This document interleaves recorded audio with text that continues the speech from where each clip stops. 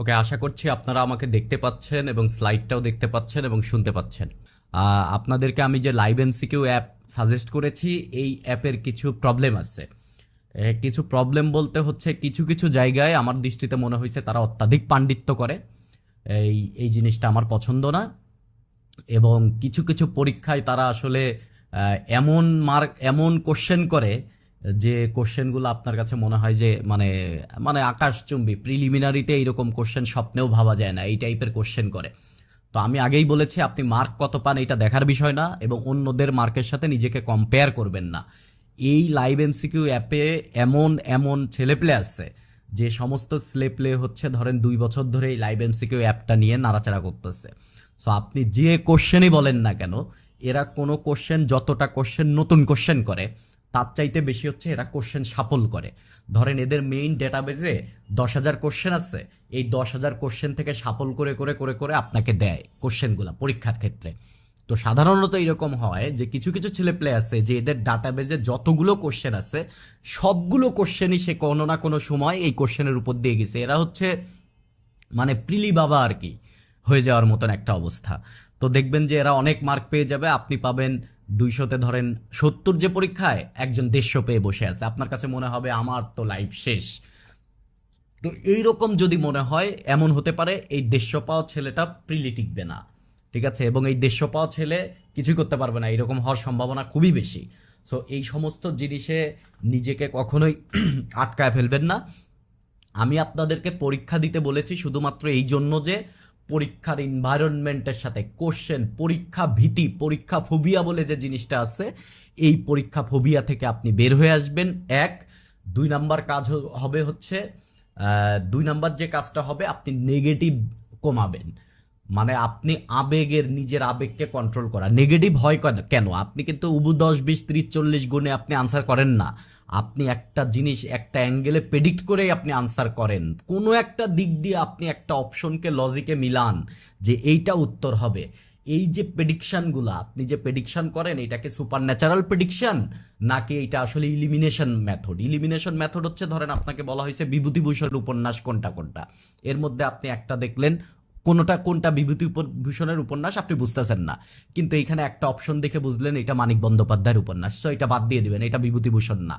যদি আপনি দেখেন যে একটা আপনি দেখলেন যে শরৎচন্দ্রের উপন্যাস, তো এটা বাদ দিয়ে দিলেন, এইটা না। আর থাকলো 2টা, এই 2টার ভেতর থেকে যদি কোনো একটা নাম দেখে মনে হয় যে বিভূতিভূষণ এই প্যাটার্নের উপন্যাস লেখে, তখন কিন্তু আপনার কাছে 50-50 চান্স, কেননা আপনি অলরেডি 2টা বাদ দিয়ে দিচ্ছেন।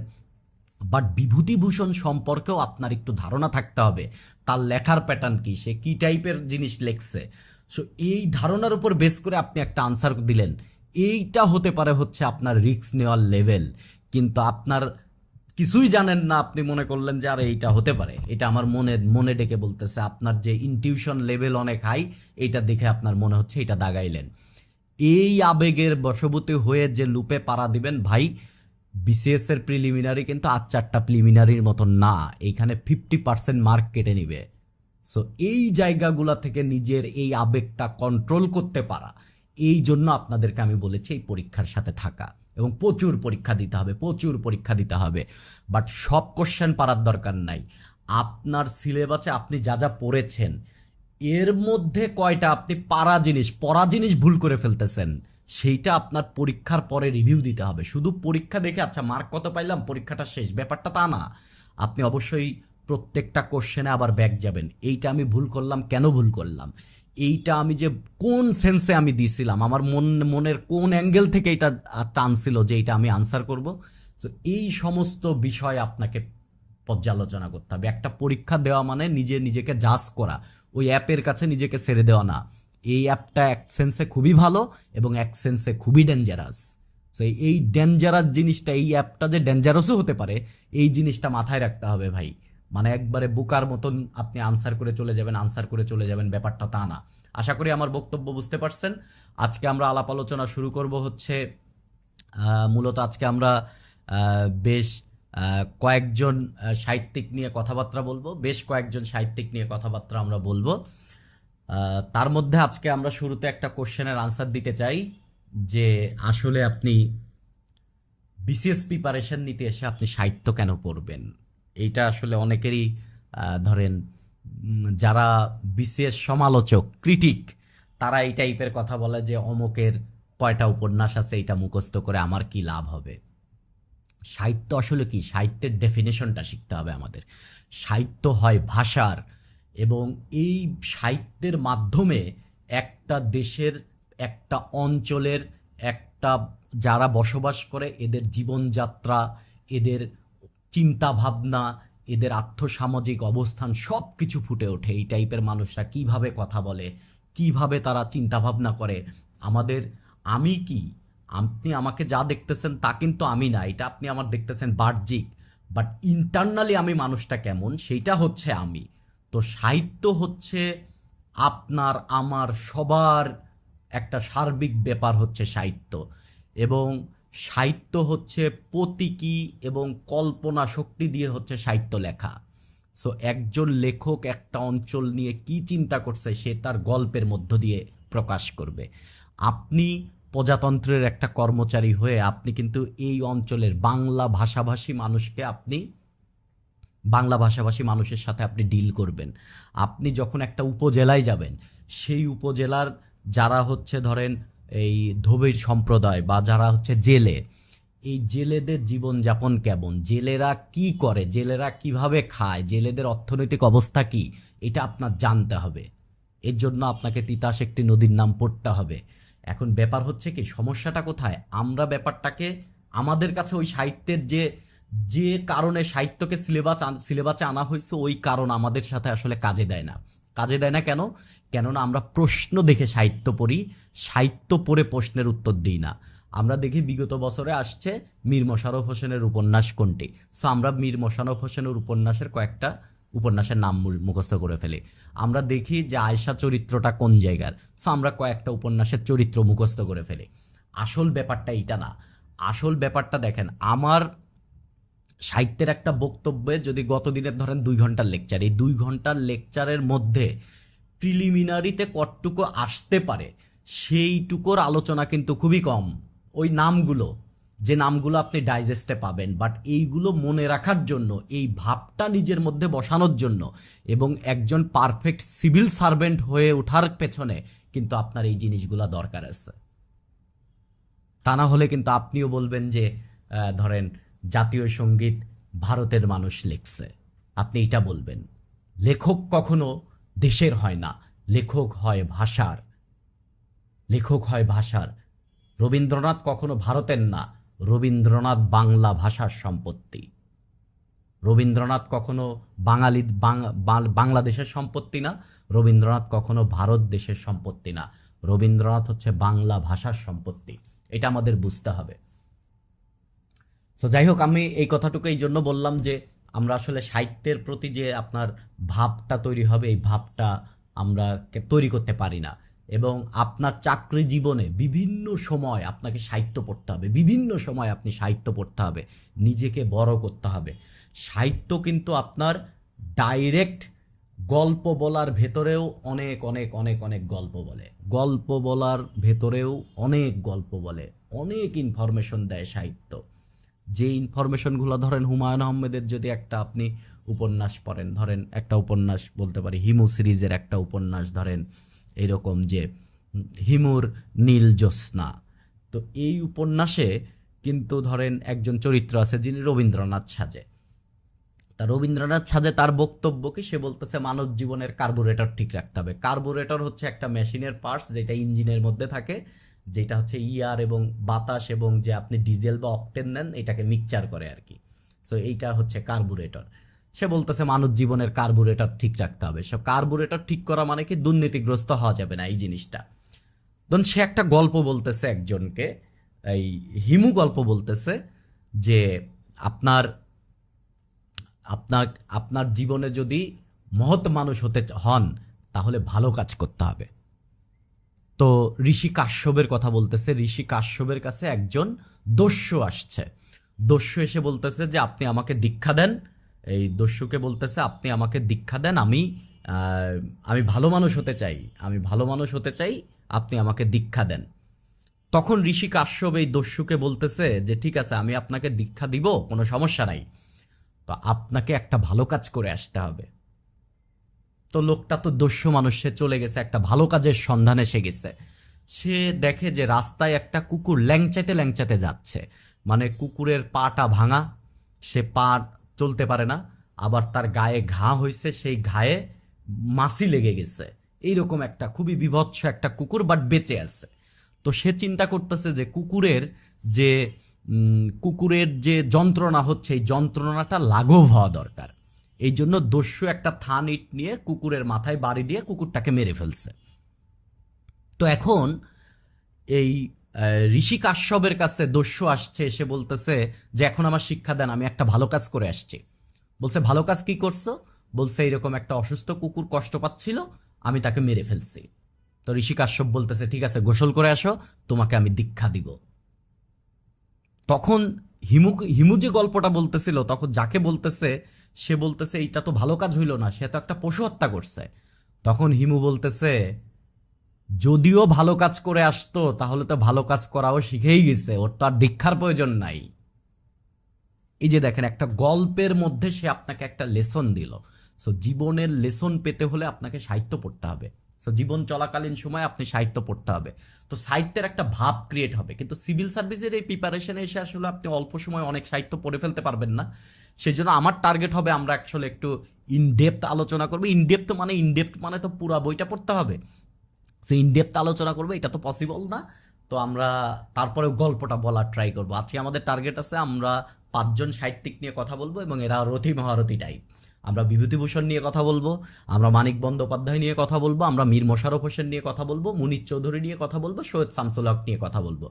প্রিলি এবং রিটেনে এদের সবার থেকে কোশ্চেন আসার চান্স খুবই খুবই হাই, মানে এরা 5 স্টার লেভেলের। তো এইগুলোকেই আমরা শুরুতে প্রায়োরিটি দিচ্ছি, এবং এদেরকে অনেকগুলো লেখা, ধরেন এই যে সাহিত্যিক বই, বেশ কিছু বইটই নিয়েও বসছি, এগুলা যা আলোচনা করব এদের ভেতর থেকেই এই বইগুলো আর কি। তো আমরা সর্বপ্রথম হচ্ছে সৈয়দ শামসুল হককে নিয়ে কথাবার্তা বলা শুরু করব। সৈয়দ শামসুল হক হচ্ছে বাংলা সাহিত্যের ধরেন মুক্তিযুদ্ধ ভিত্তিক লেখার ভেতরে একটা অন্যতম মানে অন্যতম পথিকৃতি আর কি। এবং তিনি একটা অদ্ভুত ক্যারেক্টারের মানুষ ছিলেন। তিনি ছোটবেলায় একবার বাসা থেকে পালাইছিলেন, পড়ালেখা তার ভাল লাগে না, বাসার থেকে বলছে তাকে ডাক্তার ইঞ্জিনিয়ার বানাবে, কিন্তু সে সায়েন্স পড়বে না। রংপুর উত্তরাঞ্চলে তার বাড়ি, এবং তার লেখায় উত্তরাঞ্চলের ছাপ আছে। তো তিনি বোম্বে পালায়া গেছেন আর কি। পরে সে আর্টস নিয়ে পড়বে, তো আর্টস নিয়ে পড়তে দেয় না তার বাপ মা, সে পালায়া গেছে।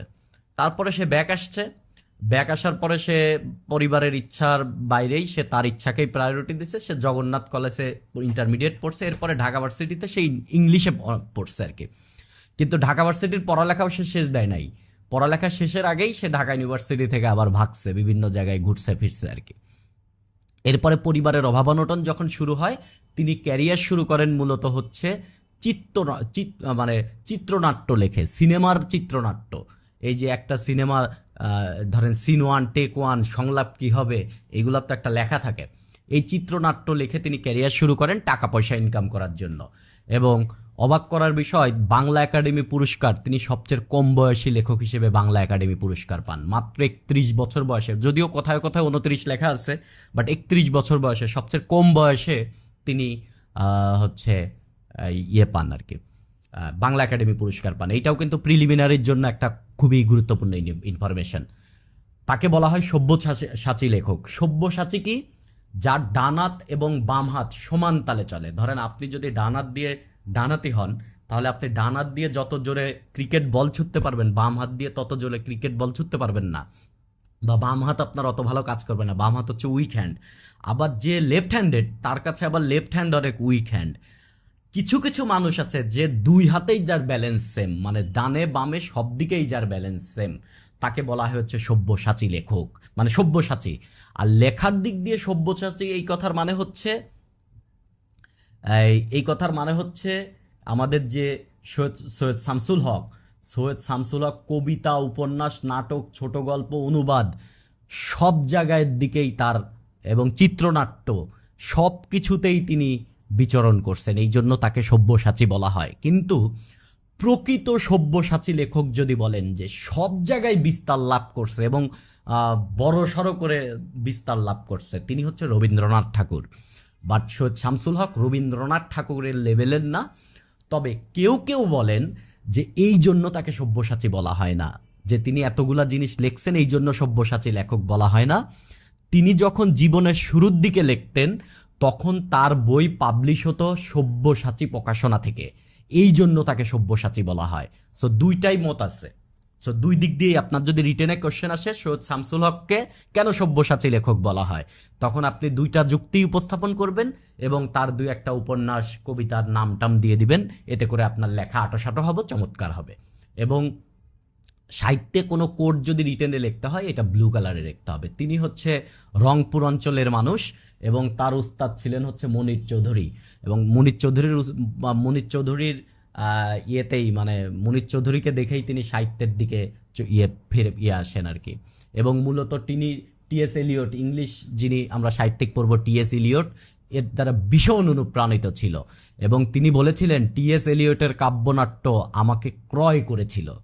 মানে টি.এস. ইলিয়টও কিন্তু কাব্যনাট্য লিখতো, নাটক লিখতো কবিতার ছলে, তো সেও কাব্যনাট্য লিখতো। কিন্তু কাব্যনাট্যর যে ডেফিনেশন, এই ডেফিনেশনটা লিখে দিছে, আপনারা একটু পড়ে নিতে পারেন। কাব্যনাট্য কিন্তু কাহিনীটা বিষয় না, কাহিনীর মেইন ফোকাসড না, এরা আসলে মূলত রহস্য উন্মোচন করতে চায়। একটা সে আসলে মূলত একটা ইতিহাস ঐতিহ্যকে আচ্ছাদন করে সে সমাজের বাস্তবতাকে তুলে ধরতে চায়, যেখানে সংলাপ হবে নাটকের মতন, কিন্তু এটা হবে কাব্যের ছলে।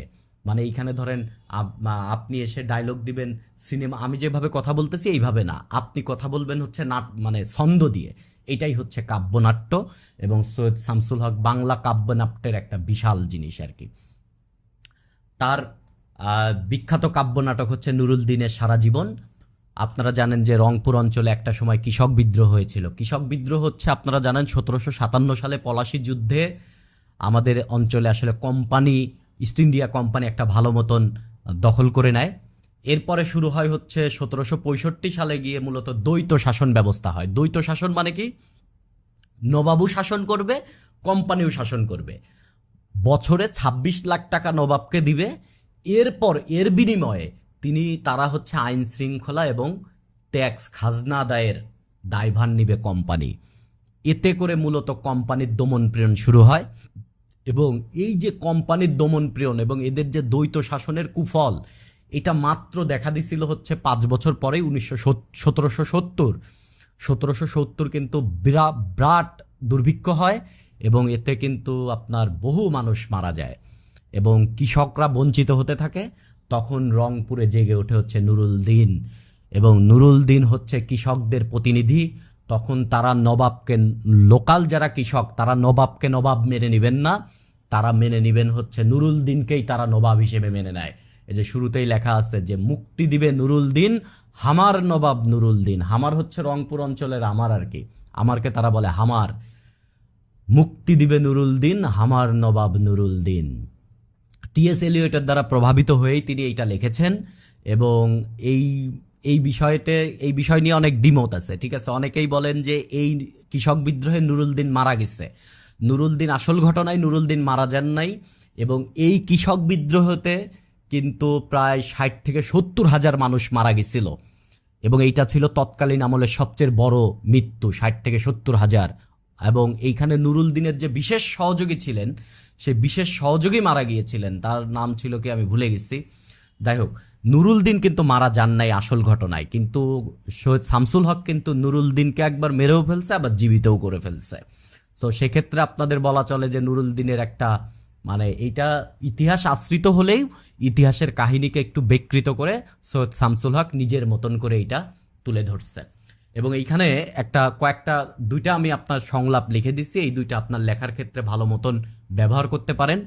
এই যে আব্বাসের শেষ সংলাপে আব্বাস বলে যে ধৈর্য সবে, ধৈর্য ধরি করো আন্দোলন, লাগে লাগুক বাহে 1 2 কিংবা কয়েক জীবন, 1 2 3 জীবন লাগলেও আন্দোলন করতে থাকো। এবং নুরুল দিনের জবানিতে বলে ভাবিয়া কি দেখিব, আব্বাস যদি মরো কোনো দুঃখ নাই, হামার মরণ হয় জীবনের মরণ যে নাই, 1 নুরুল দিন যদি চলি যায়, 1000 নুরুল দিন আসিবে বাংলায়, 1 নুরুল দিন যদি মিশে যায়, অজুদ নিরুল দিন আসি যায়, নিজুত নিরুল দিন বাসি রয়। সো পরের 2 লাইন লেখি নাই, আপনারা একটু লিখে নিন আর কি। এবং এই নুরুল দিনের সারা জীবন কোনো নাটক আসলেই কিন্তু এই জিনিসটা লিখতে হবে, এক নুরুল দিন যদি চলি যায়, হাজার নুরুল দিন আসিবে বাংলায়। এবং এই কাব্য নাটকের শুরুতে কিন্তু একটা প্রস্তাবনা আছে, এবং ওই প্রস্তাবনাতে একটা কবিতা আছে, যেই কবিতার নামও নুরুল দিনের সারা জীবন। আপনারা আবৃত্তি শুনবেন এই নুরুল দিনের সারা জীবনে, এবং এইখানে দেখবেন যে জাগো ভাইয়ে কুণ্ঠে সবাই। আচ্ছা, এটা আপনাদের কয়েক লাইন আমি পড়ে শোনাতে পারি, এটা আপনার শুনতে ভাল লাগবে। এটা খুবই মানে নুরুল দিনের সারা জীবন। দাঁড়ান, এটা একটু বের করে নিই, যে আমার কাছে একটা কবিতার বই আছে, এখানে নুরুল দিনের সারা জীবন সৈয়দ শামসুল হকের লেখা এই নাটকের প্রস্তাবনাতেই কবিতাটা আছে। নীলক্ষা আকাশ নীল, হাজার হাজার তারা ওই নীলে অগণিত, আর নিচে গ্রাম গঞ্জ হাট জনপদ লোকালয় আছে 69,000। ধবল দুধের মতন জ্যোৎস্না তার ঢালিতেছে চাঁদ পূর্ণিমায়, নষ্ট ক্ষেত নষ্ট মাঠ, নদী নষ্ট, বীজ নষ্ট, বড় নষ্ট যখন সংসার, তখন হঠাৎ কেন দেখা দেয় নীলক্ষার নীলে তীব্র শীষ দিয়ে এত বড় চাঁদ। অতি আকস্মাৎ স্তব্ধতার দেহ ছিঁড়ে কোন ধ্বনি, কোন শব্দ, কিসের প্রপাত। গোল হয়ে আসুন সকলে, ঘন হয়ে আসুন সকলে, আজ মিনতি স্থির হয়ে বসুন সকলে। অতীত হঠাৎ হাতে হানা দেয় মানুষের বন্ধ দরজায়, এই তীব্র স্বচ্ছ পূর্ণিমায় নুরুল দিনের কথা মনে পড়ে যায়। কালো ঘুম যখন বাংলায়, তার দীর্ঘ দেহ দিয়ে আবার নুরুল দিন দেখা দেয় মরা আঙিনায়। নুরুল দিন বাড়ি রংপুরে যে ছিল, রংপুরে একদিন ডাক দিয়েছিল 1189 সনে। নুরুল দিনের কথা মনে পড়ে যায় যখন শকুন নেমে আসে সোনার বাংলায়। নুরুল দিনের কথা মনে পড়ে যায় যখন আমার দেশ ছেয়ে যায় দালালের আলখাল্লায়। নুরুল দিনের কথা মনে পড়ে যায় যখন আমার স্বপ্ন লুট হয়ে যায়।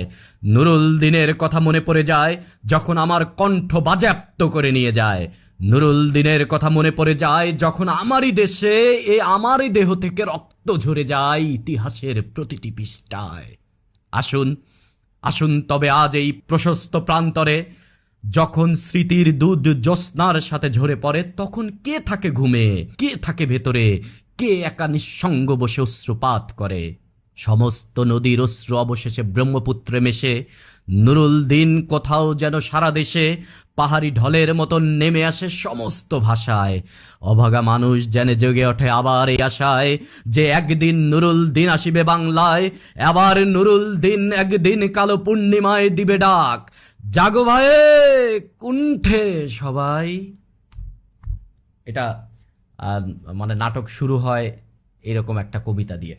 পায়ের আওয়াজ পাওয়া যায় মূলত হচ্ছে একটা মুক্তিযুদ্ধ ভিত্তিক কাব্যনাট্য, কিন্তু এই নাটকে মুক্তিযুদ্ধটা নাই। মুক্তিযুদ্ধ মানে হচ্ছে ধরেন মুক্তিবাহিনীরা যে যুদ্ধ করবে, মুক্তিবাহিনীরা এক জায়গায় অ্যাটাক করতেছে, এইরকম কিছু নাই। বাট যুদ্ধের একটা আবহাওয়া তৈরি হয়েছে, মানে যুদ্ধের টাইমের আবহাওয়া। এবং এইখানের প্রধান চরিত্র হচ্ছে মাতব্বর, এবং এখানে ডাইরেক্ট কোনো মুক্তিযোদ্ধা নাই। প্রধান পরিবার হচ্ছে মাতবর, পীর সাহেব, মাতবরের মেয়ে, কিছু পাইক আর গ্রামবাসী।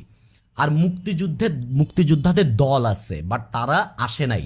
লাস্টে যে মুক্তিযোদ্ধারা আসতেছে, তাদের পায়ের যে আওয়াজ, মুক্তিযোদ্ধারা আসতেছে, এই আওয়াজ দিয়ে অ্যাকচুয়ালি শেষ হয়। এই মাতবর হচ্ছে মূলত রাজাকার।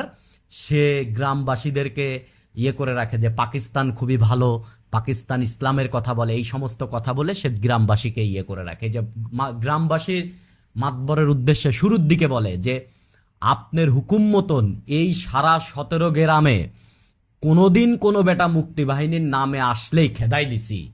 যেমন ভিটায় খাখা কাক ডাকলে দুপুরবেলায় লাঠি দিয়া বৌজি খেদায়, মানে কাক ডাকলে কাক যেমন খেদায় দেন, এইরকম কেউ আসে মুক্তিযোদ্ধার কথা বললে তারে আমরা খেদায় দিছি। এরপরে হচ্ছে ধরেন মাতবরের আরেকটা কও দেখি, বিপদ কোথায় নাই, কোন কামে নাই, আর সকল কামের চেয়ে বড় কাম হইল দেশ রক্ষা করা। দেশ রক্ষা করা মানে কাদের কাছ থেকে রক্ষা করা? মুক্তিযোদ্ধাদের কাছে থেকে রক্ষা করা। এইটা মাতবর ইয়েতে বোঝাচ্ছেন। কিন্তু মাতবরের যে মেয়ে, এই মাতবর কিন্তু পাকিস্তানিদের কাছে বিভিন্ন ধরেন ইয়াং মেয়েদেরকে ধরে তুলে দিত, যেন পাকিস্তানি মেয়েরা তাদেরকে ভোগ করতে পারে। শেষে কিন্তু মাতবরের মেয়েকেও এই ক্যাপ্টেন তুলে নিয়ে যায় এবং মাতবরের মেয়েকে ধর্ষণ করে। এবং মাতবরের মেয়ে কিন্তু মাতবরের মেয়ের জবানিতে বলে, আমার কি আছে, গেছে সুখ, যেন কেউ নিয়া গেছে গাভিনের বাটের যতটুকু দুধ আছে নিষ্ঠুর দহন দিয়া। মানে গরুর বাটে যে পরিমাণ দুধ আছে নিষ্ঠুরভাবে যদি কেউ শেষ বিন্দুটুকু দুহিয়ে নিয়ে যায়, সেই রকম করে তার এইখান থেকে নিয়ে গেছে আর কি।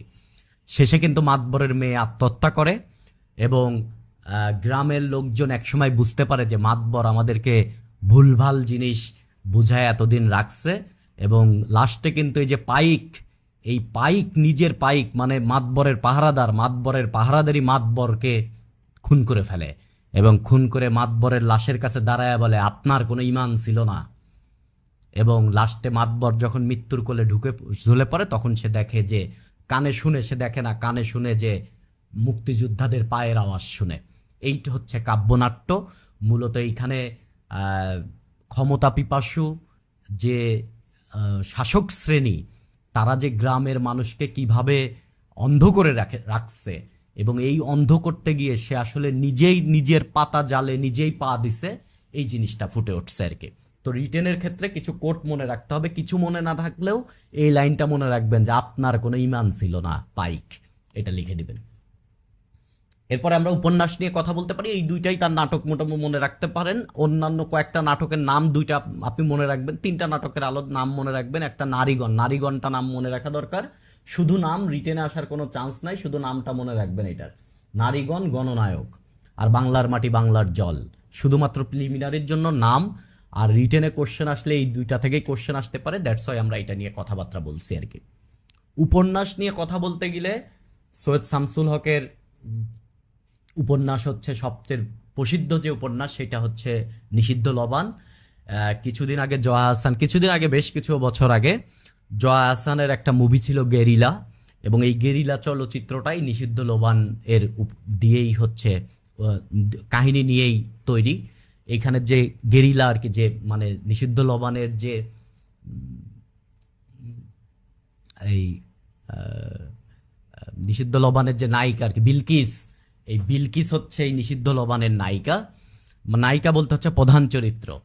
সো বিলকিস হচ্ছে ঢাকা থেকে তার গ্রামে যাবে এবং গ্রামে যাওয়ার এই টোটাল রাস্তায় তার সাথে সিরাজ নামে একজন থাকে। এবং নিষিদ্ধ লবান আপনারা জানেন হচ্ছে, লবান হচ্ছে কেউ যদি মারা যায় আমাদের মুসলমান ধর্ম অবলম্বনে, তাহলে তার শরীরে কিন্তু লবান দেওয়া হয়, এক ধরনের কর্পূর টাইপের একটা গন্ধ বের হয়, ওই যে আতর লোবান সোয়া চন্দন, এরকম আপনারা একটা গানের মধ্যেও শুনবেন। এই লোবান হচ্ছে লাশ দাফন করতে একটা লাগে, কিন্তু নিষিদ্ধ লোবান মানে হচ্ছে মুক্তিবাহিনীরা আপনাকে খুন করছে, লাশ ফেলে রাখছে কিন্তু লাশ দাফন করতে দিচ্ছে না, বলছে এই লাশ দাফন হবে না, এই লাশ এইখানে শিয়াল কুকুরে খেয়ে যাবে। সো লাশ দাফন করতে দিচ্ছে না, তার মানে লাশের জন্য আজ লোবান নিষিদ্ধ, এই জন্যই নাম হচ্ছে নিষিদ্ধ লোবান। এবং এই বিলকিস যখন জলেশ্বরীতে যায় তখন দেখে যে তার যে খোকা বা ছোট ভাই, এই ছোট ভাইকে খুন করে বাজারের পাশে রেখে দিছে এবং সে চেষ্টা করে যে তাদেরকে সে দাফন করবে। এবং দাফন করার জন্যই অ্যাকচুয়ালি টোটাল প্রসেসটা চলে, যে ওইখান থেকে ছোট ভাইকে দাফন করানোর জন্য। পরবর্তীতে এইখানকার যে মেজর, সে বিলকিসকে ধরে নিয়ে যায় এবং এক পর্যায়ে সেই রকম দেখায় যে এই যে সিরাজ, ছোট ভাইয়ের মতন সিরাজ, তাকে উলঙ্গ করে বিলকিসের সামনে দাঁড় করায় রাখে। এবং সিরাজকে যখন মেরে ফেলে তখন বলে যে আমি ওকে সৎকার করতে চাই। তো মানে আগে তো সে বিলকিসকে ভোগ করবে আর কি, বিলকিসকে ভোগ করবে, তখন সে বলে যে ঠিক আছে, আমি তোমার মিলিটারিকে বলে যে আমার দেহ তোমাকে দিব, কিন্তু আমাকে পারমিশন দিতে হবে যে আমার এই ভাইটাকে আমি সৎকার করব। এবং একটা সময় এই পারমিশন দেয় যখন এই যে মেজরের শরীরের উপর যখন উঠে বিলকিস বসে, মেজরের মনে হয় যে একটা আগুনের কুণ্ডলি বসছে এবং তাকে চেপে ধরে অ্যাকচুয়ালি মেরে ফেলে। এরকমই একটা ঘটনা নিয়ে অ্যাকচুয়ালি এই উপন্যাসটা। নীল দংশন, এটাও একটা উপন্যাস, এটা হচ্ছে মুক্তিযুদ্ধ ভিত্তিক একটা উপন্যাস। এবং এই উপন্যাস না, টোটাল উপন্যাসটা হচ্ছে এইখানে একজন কেরানি থাকে, তার নাম হচ্ছে নজরুল ইসলাম। মার্চ মাসের শুরুতে দেশের যখন অস্থিরতা হবে, এই অস্থিরতার টাইমেই সে অস্থিরতা টের পেয়ে সে তার বউ বাচ্চাকে শ্বশুর বাড়িতে পাঠায় দেয়। তো মার্চ মাসের যখন কারফিউ একটু শিথিল করে 27-28 তারিখের পর, তখন সে আসলে তার বউ স্ত্রী সন্তানকে দেখার জন্য সে তার শ্বশুর বাড়ির উদ্দেশ্যে রওনা হয়। তখন মিরপুর ব্রিজের ওইখানে অ্যাকচুয়ালি তাকে গ্রেপ্তার করে এবং গ্রেপ্তার করার পরে জিজ্ঞাসাবাদ শুরু হয়। এই জিজ্ঞাসাবাদেরটাই হচ্ছে উপন্যাস, মানে উপন্যাসটাই এই জিজ্ঞাসাবাদ। এইরকম জিজ্ঞাসাবাদ দিয়ে উপন্যাস পাবেন আপনারা তারাশঙ্করের উপন্যাস হচ্ছে একটি কালো মেয়ের কথা। এইটাও কিন্তু শুধু জিজ্ঞাসাবাদ, ওই জিজ্ঞাসাবাদের ভেতরেই বিভিন্ন কাহিনী আছে। মিলিটারি জিজ্ঞাসা করতেছে, আপনি আনসার দিচ্ছেন, এইরকম টাইমে আর কি। তো এই জিজ্ঞাসাবাদটা খুবই অদ্ভুত ধরনের বলতেছে যে ওরা বলে তোমার নাম কি, বলছে কাজী নজরুল। তো নজরুল ইসলাম, তো ভাবছে যে এটা কাজী নজরুল ইসলাম। তা বলছে তুমি কবে থেকে লেখো, কি লেখো, বিদ্রোহের কথা কেন লেখো, এইরকম বিভিন্ন নিয়ে তার সাথে হুলস্থুল বাধায় দেয় আর কি। তারপরে বলে যে তুমি খাইছো, বলছে খাইছি। কোথায় খাইছো, সদরঘাটে। বলছে কোথায় খাইছো সদরঘাটের, বলে কি হিন্দু হোটেলে খাইছি। বলছে তুই হিন্দু হোটেলে খাইছোস কেন। এইটা নিয়ে তাকে টর্চার করে, এইরকম একটা কাহিনী।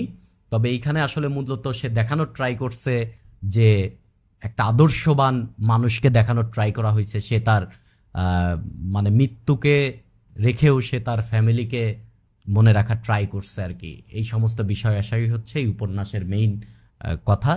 এছাড়া আপনারা পড়তে পারেন তার প্রথম উপন্যাস হচ্ছে দেয়ালের দেশ, শুধু নাম মনে রাখবেন, সীমানা পেরিয়ে খেলারাম খেলে যা। দেয়ালের দেশ ঢাকা ইউনিভার্সিটিতে থাকা অবস্থাতেই তিনি লিখেছিলেন দেয়ালের দেশ, এবং এটাও একটা বিখ্যাত উপন্যাস, শুধু নাম মনে রাখলেই চলবে। বাট এই দুইটা উপন্যাসের কাহিনী এবং চরিত্র মনে রাখতে হবে, ঠিক আছে। এরপরে আমরা মূলত আলোচনা করব বিভূতিভূষণ দিয়ে। এবং ধরেন আমার দৃষ্টিতে বাংলা সাহিত্যে আসলে কারো সাহিত্য পড়তে গিয়ে যদি বলেন যে কোনো সাহিত্যিকের প্রেমে পড়ে যাওয়া যায় কোনো পাঠক, তাহলে আমার দৃষ্টিতে ধরেন আমার কাছে মনে হয় যে বিভূতিভূষণ হচ্ছে প্রেমে পড়ে যাওয়ার মতন একজন রাইটার। কিন্তু তার লেখার প্রধান ধরন হচ্ছে, বিভূতিভূষণের লেখায় গল্পের কোনো চাকচিক্য নাই, সাধারণ গল্প, খুবই সাদামাটা গল্প, কিন্তু সেই গল্প উপস্থাপনের যে ধরন, এই ধরনই হচ্ছে বিভূতিভূষণকে অন্য লেভেলে নিয়ে গেছে। সে যে প্রকৃতির বর্ণনা দেয়, আপনারা যদি রবীন্দ্রনাথের প্রকৃতির বর্ণনা বলেন আর বিভূতিভূষণের প্রকৃতির বর্ণনা বলেন, রিটেনে কিন্তু এটাও কিন্তু খুব ইম্পর্টেন্ট কোশ্চেন যে বিভূতিভূষণের প্রকৃতি বর্ণনা আর হচ্ছে রবীন্দ্রনাথের প্রকৃতি বর্ণনার মধ্যে পার্থক্য কি। বিভূতিভূষণের প্রকৃতি বর্ণনা হচ্ছে অখণ্ড। অখণ্ড মানে কোনো একটা জায়গায় সে যা দেখছে পুরা জিনিসটাকেই সে বর্ণনা করছে, ওই জায়গার জিনিস। কিন্তু রবীন্দ্রনাথ ছিলেন হচ্ছে মেধাবী।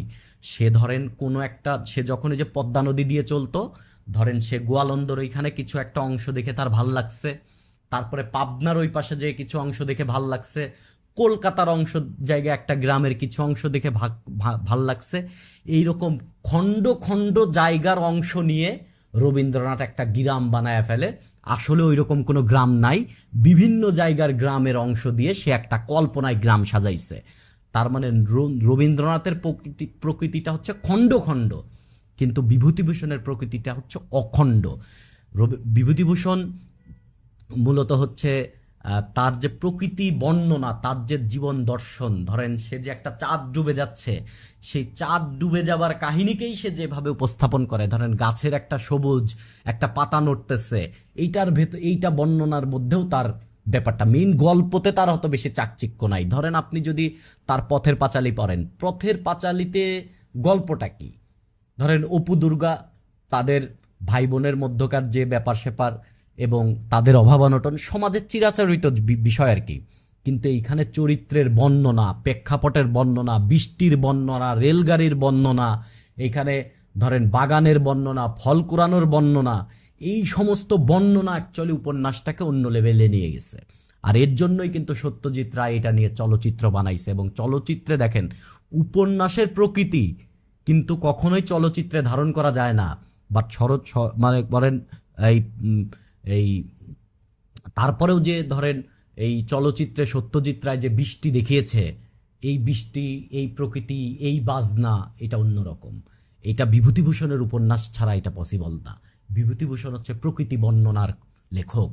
এবং তার প্রকৃতি বর্ণনা মূলত ফুটে উঠছে তিনি তার জীবনে, এই যে তার জমিদারের একটা স্টেটে, এই যে ভাগলপুর স্টেটের সহকারী ম্যানেজার হিসেবে তিনি দীর্ঘদিন চাকরি করেছেন।